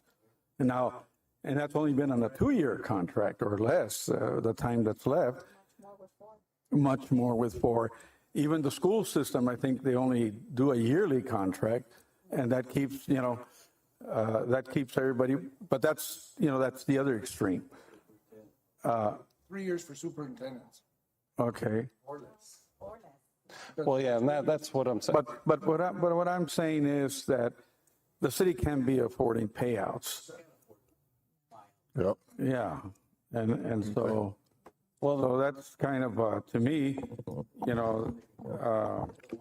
leave out the 4 years. That's what you're suggesting, Mr. Doyle. Well, I think 2 years is fine. And there's nothing that says it has to be 4 years. You're just giving yourself. The city manager, we can always give them another time. We're happy with our city, whoever the city manager is, we can be renewing the contract. Absolutely, but allowing it up to 4 years isn't saying you have to do a contract for 4 years. It gives you that flexibility. And it's, again, totally up to council how you want to move forward with that. But I think you'll find trying to attract top-notch candidates to come to Nogales to relocate, uproot their families, and move here for a 2-year contract, what it does is it gives you flexibility, is all. If you want to leave it as 2 years, you're more than welcome. But it'll be up to the people, not really the council, but I just hear. I think, go ahead, Ms. Montiel. Well, I can see where Mr. Estes is coming from, right? But we've had a history of turnover, right? But also, if you recall, the last election, it was on the ballot, extending the contract, and it didn't pass. I'm just saying in general. So that's my logic about going against going to 4 years. I understand that we need to be progressive as a city. We really do. And because we were stuck, some of the things I've looked at the charter over and over, and some of the things we need to start looking at the charter more closely if we're going to think progressively. And I understand where you're coming from, but having a special election for me is a lot of money. And I called the county and I specifically got the information how much a special election would cost, and it's over $30-some thousand. So it's expensive, and we have the primary that's just around the corner, literally speaking. But so that's my rationale for not having it as a special election. The cost to the public is for me, it's enormous. I agree. Vice Mayor? Yes, Mr. Estes, the problem with the 4-year contract is the mayor and city council are on a staggered terms. We change it like every 2 years, it changes. And it becomes a problem when the new administration comes in and they want to have a new city manager, a new attorney, and we're giving them the option to select whoever they think will serve better with that administration. And it's created problems before, so I think the 2-year contract is good. Yeah, The city clerk is as well. Okay. Mr. Doyle? Well, I myself, I want to go with the will of the people. They let us know not too long ago how they feel here in this community, and so I'm a little. I guess I get cold feet anytime we have to go against the people of our community. Because after all, that's why they put us here, to represent them. All in all, I think it's, we've got time, and I concur with Vice Mayor on waiting till the primaries instead of doing it in a special election, especially because of the cost. I had heard anywhere from 40 to 50,000. So I think we could have a special session or a study session down the road. We got time, and we could talk about these items, and when would be the deadline to put them on? I think that's... Well, and that's the thing. The only reason this resolution was on for tonight is because if you were going to call the election for the March election, the deadline's September 11th. No, but... You don't have to do, if you're going to wait until the August election, then you don't have to do a call until December. It's 180 days. So you don't have to take any action. So if you're not going to, if council doesn't want to do an election in March, then there's no reason to vote on the resolution tonight to call for an election in August. If you want to have that discussion between now and December, you have plenty of time to redo the resolution and have it in the format that you want. And that would be my recommendation. If council doesn't want to have an election in March, then we would redo this and bring it back for discussion, and then have a final resolution for an August primary done in December. Mayor, Go ahead. what it looks like right now is Mr. Bojorquez made a motion already to proceed with the changing of the boundaries, and you can word it the way you want to word it, but I think you already made a motion. I second it, so we can proceed with we putting got time to word it. We got time to discuss Well, the lawyers will word it. We're just... But we got time to discuss it. It'd be the same thing, and to have a study session, and we all discuss it. And we can always do another resolution in December and do any kind of modification. But that just an explanation as to the timing for a resolution tonight would be for... Because of the time we would have to do that. The deadline to do a call for a March election is September 11th. Yeah, thank you. Yeah. Yes, I you've got a understand. motion and a second on the table, so you can vote on that. I just have a question, Mr. Estes. Mr. Kramer's contract is... No. That's not... That's not under discussion. It's not under the resolution. So let's get clear. Every time we go around in circles, we lose sight of the motion and the second. What is the motion now?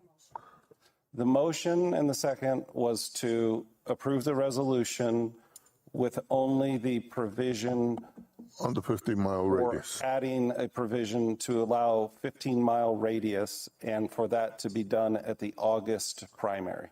The August 2026 primary.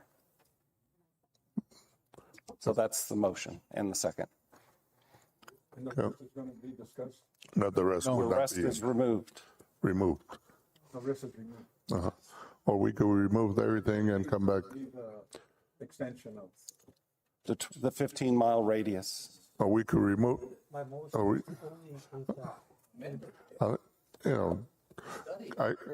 think I could like to amend and make a motion to amend and just have a study session so we all look.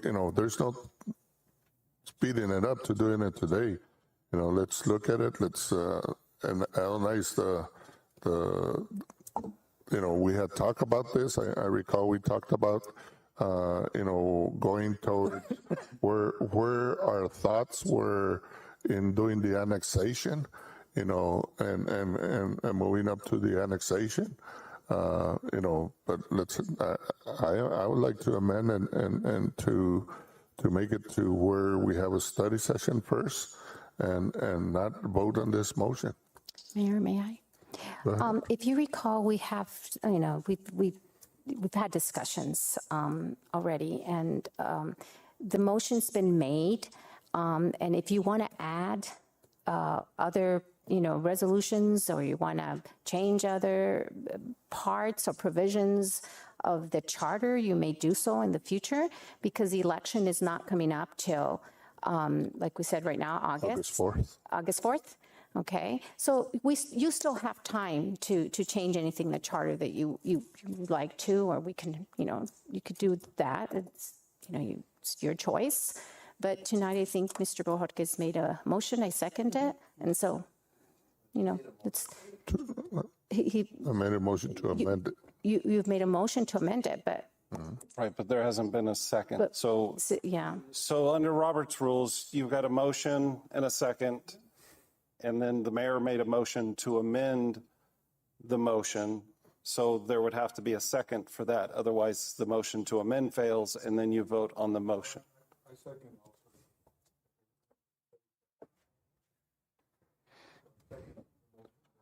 Okay, so then we have a vote on the motion to amend first. If that passes, then the motion is then you would amend. And so what is first we need to know what the amendment is. To leave it to a study session and that, but it. So it would be a motion to amend, to table it? To table, well, yeah. Well, till we have a study session.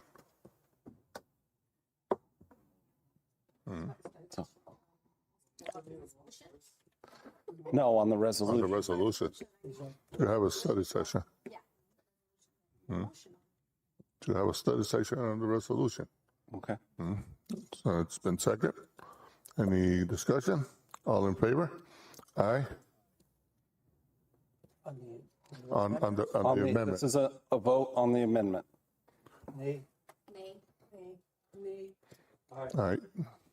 So maybe we should do a roll call. Yes. Pablo? Oh, so 5-2. 5-2. So then we go back to the main motion, which is to put, in the August primary, the 15-mile radius on August 4th. Do I have a motion? Well, it's already motion. Roll call vote. Mr. Bonilla? Yes. Aye. Aye. Nay. So we have 5-2. Passes. Passes with only that resolution. Okay. Ladies and gentlemen, we'll be moving to executive session. Do I have a motion moving to executive session? Second? All in favor? Aye. Move to executive session.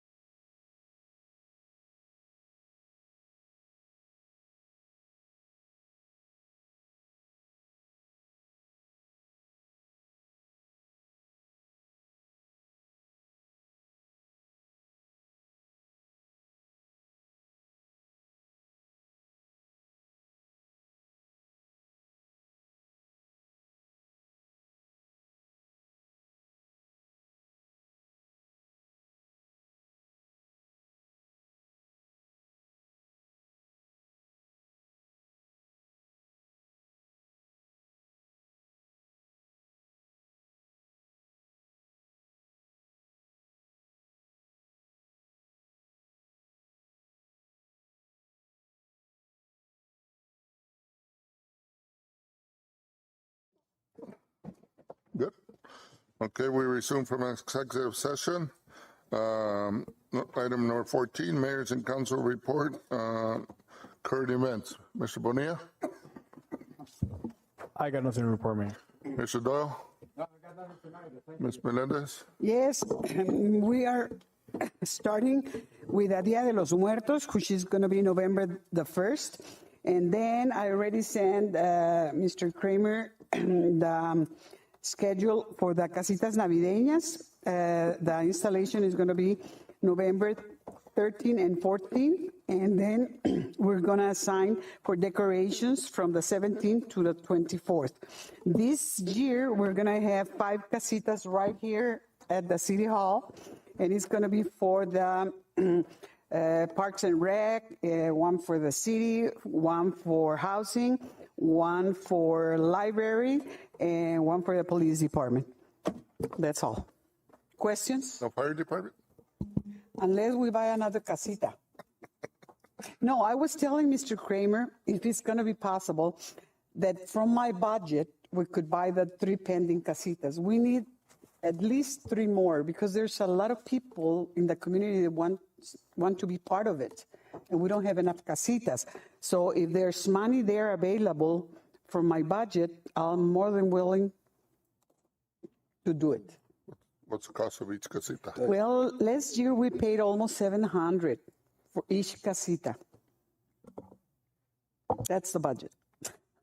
Yeah, I'll keep you guys from discussing this. So yes, we'll make sure we can take care of it. We will have a budget for it. We'll also safeguard it this year because we are going to put security cameras around the areas because of the damage we had from last year.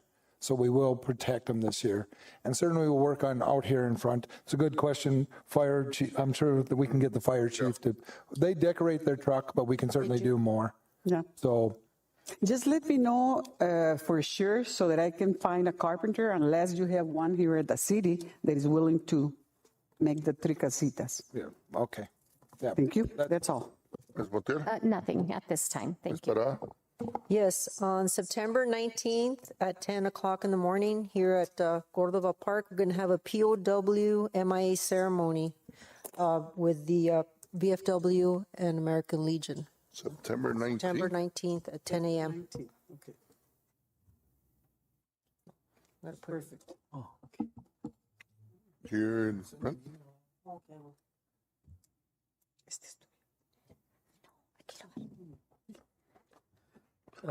Mr. Vice Mayor? Yes, we submitted a grant application to see if we can cover the last part of the arch at Morty Avenue for $80,000.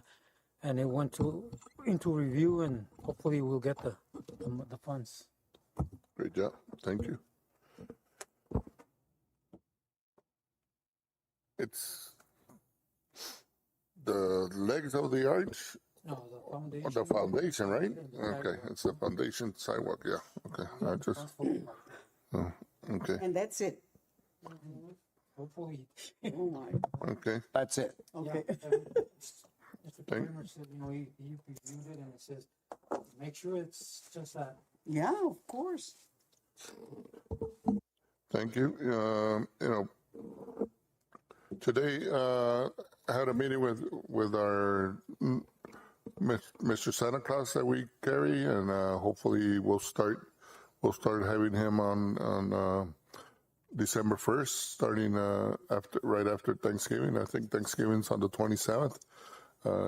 Talked to him about extending a little bit of more hours, and Ms. Montiel was with me there, trying to get him a little bit more on the later than earlier, to try to get more kids to be, so he'd be available for them and stuff like that. And so they'll be coming in to us and about approving his hours and all that. So he was going to look at his schedule. I think he was very comfortable with what we talked. I think there were days that he was doing 2 hours, then 2 hours and a half. We extended it to 4. Others we extended to 5 on weekends and stuff like that to get more kids at the park and all that. Ms. Kramer, I'll ask you to do me a favor One thing, he takes his own music and stuff like that. And I think last year was the first year we helped him get some extension or plug close to where he's at. That's the one thing that that's one of the two things that he asks us for. And the other one is if we could isolate a parking lot right close to where he's at, because he takes down the candy, he takes down the music box and stuff like that on a daily basis. So we could locate a parking right there close to where the Christmas tree is. No. What he does is he'll be there from December 1st, pretty much to December 24th on weekends. It's Santa Claus. Yeah, Santa Claus. So during Karen Park. Karen Park. Oh, not the parade, but Karen Park itself. Yes, no, for sure. Yeah. Sure, yes. So. Anything reserved for a good Sun Devil, definitely. But that's how I call them, potato man, papas. Yes, sir. That and, so hopefully tomorrow we start making noise on the baseball, coming down to Nogales, the Mexican Fiesta. So hopefully, we could start supporting that and get a good crowd this year. We really need to get a good crowd. I don't know if you guys read the whole thing. Boys and Girls does the beer. Cheerleading does the concessions. NHS cheerleading, and then Little League boys with a jersey and a paid adult go in free. And the other one is the Nogales Baseball Club. Helps out selling tickets, and they get $2. I think off every ticket, so goes to the club. Are you going to advertise on the radio? We're going to go to, and I think they want to come down and do a little, what they call media things. So I'll be talking to Francisco on that about when we could do it. So I'll let you know. All right. Go ahead, Vice Mayor. Yeah, Future agenda items, or go ahead. Mr. Kramer, I saw a promotion for the meters to buy the cards here at City Hall. But then I went downtown and I looked at the meters and there's nowhere to put in that card. So how's that working? It's like a credit card, a parking meter. I'm sorry. Yeah, they're promoting it. The city's selling selling some credit cards. I'll have to get back to you because I do not know that they.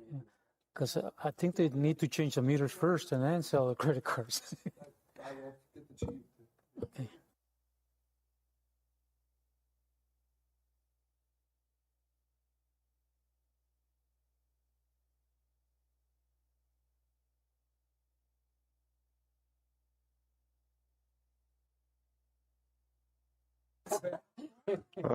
Maybe we should do the little sign. Maybe we should stick a little sign, say sticker. Card goes in here. You caught me off guard that it's new, but if it's always been, then I'll have to try. Okay. Any future agenda items? Let you know Wednesday. Go ahead, Mr. Bonilla. Update on Trinidad Park. On what? Update on Trinidad Park. Update on Trinidad Park. That's in Monte Carlo. It's in Monte Carlo. Okay. Anybody else? All right. Just Mayor, Go ahead. I'll give a report again. I try to do every 2 months, but this is something important that we don't know how much rain we're going to get. I know the county sent something out, but David's going to be posting out that I've already got a hold or talked to Public Works. 10 bags, sand bags. We have the bags there. There is sand at the corner, so those that might need sand, because supposedly this rain is coming in, it could be 1 to 5 inches. So we will be promoting it through our social media, but I would just want to make sure that we are prepared and and our guys are all ready to go just in case. So. Yeah, Mayor? Where will they be? The sand pile is right there in Public Works. The bags, they can go right into Public Works to get the bags. They'll have to fill their own, but I'm sure that our guys will help if somebody is in need, so. They have the bags there? Yeah, the bags are right in the front office. Mayor, may I say something? Yeah, Mr. Kramer, one of the call to the public persons that came up to call to the public, it's a little late. She mentioned that the city of Nogales usually doesn't communicate to the public, or the public's not aware of some of the things that are going on. And I kind of disagree. I think that your social media, including IT and Mr. Calvillo, does an excellent job in informing the public of everything that is going on at the city, except things that we can't share. Which, legally we can't, there's certain things. And so, but I don't want David and IT to know, Miguel here, to think that, they're not doing an excellent job. They are in the forefront. They're always letting the public know what streets are being worked on, what events are going on, what days the city's closed. And so, and I'm big on social media, and I'm always looking at what the city, I learn what's going on in the city sometimes by going on the website. And so Facebook, City of Nogales is doing a fantastic job. There you go. Posted. It's already posted. Already posted. Thank Look you. how quick he did that. Yes, and that's what I mean. And I just wanted to make sure that this night didn't end without letting these people know. You please let your staff know they're doing an excellent job. If people aren't informed, just because they don't go through, we can't be sending notes home to them and catering. I mean, we do our best, and we do the best job through social media to inform people of what's going on. Thank you. Okay, and thank you, Miguel, because I know you have a lot to do with it. Yes. Thank you, and to David and all the IT. They've done a very good job. And They're certainly excellent the job. webpage, the mayor I showed him something. So we do have that. And you give your report every and the reporting month. is on the webpage now, so those that see things can actually go in and do it. We'll give a better description next time. I know we shouldn't be talking about a lot of. Okay, thank you. But I will give a report on that, what I showed the mayor. That's it. Move to adjourn. All in favor? Meeting's adjourned.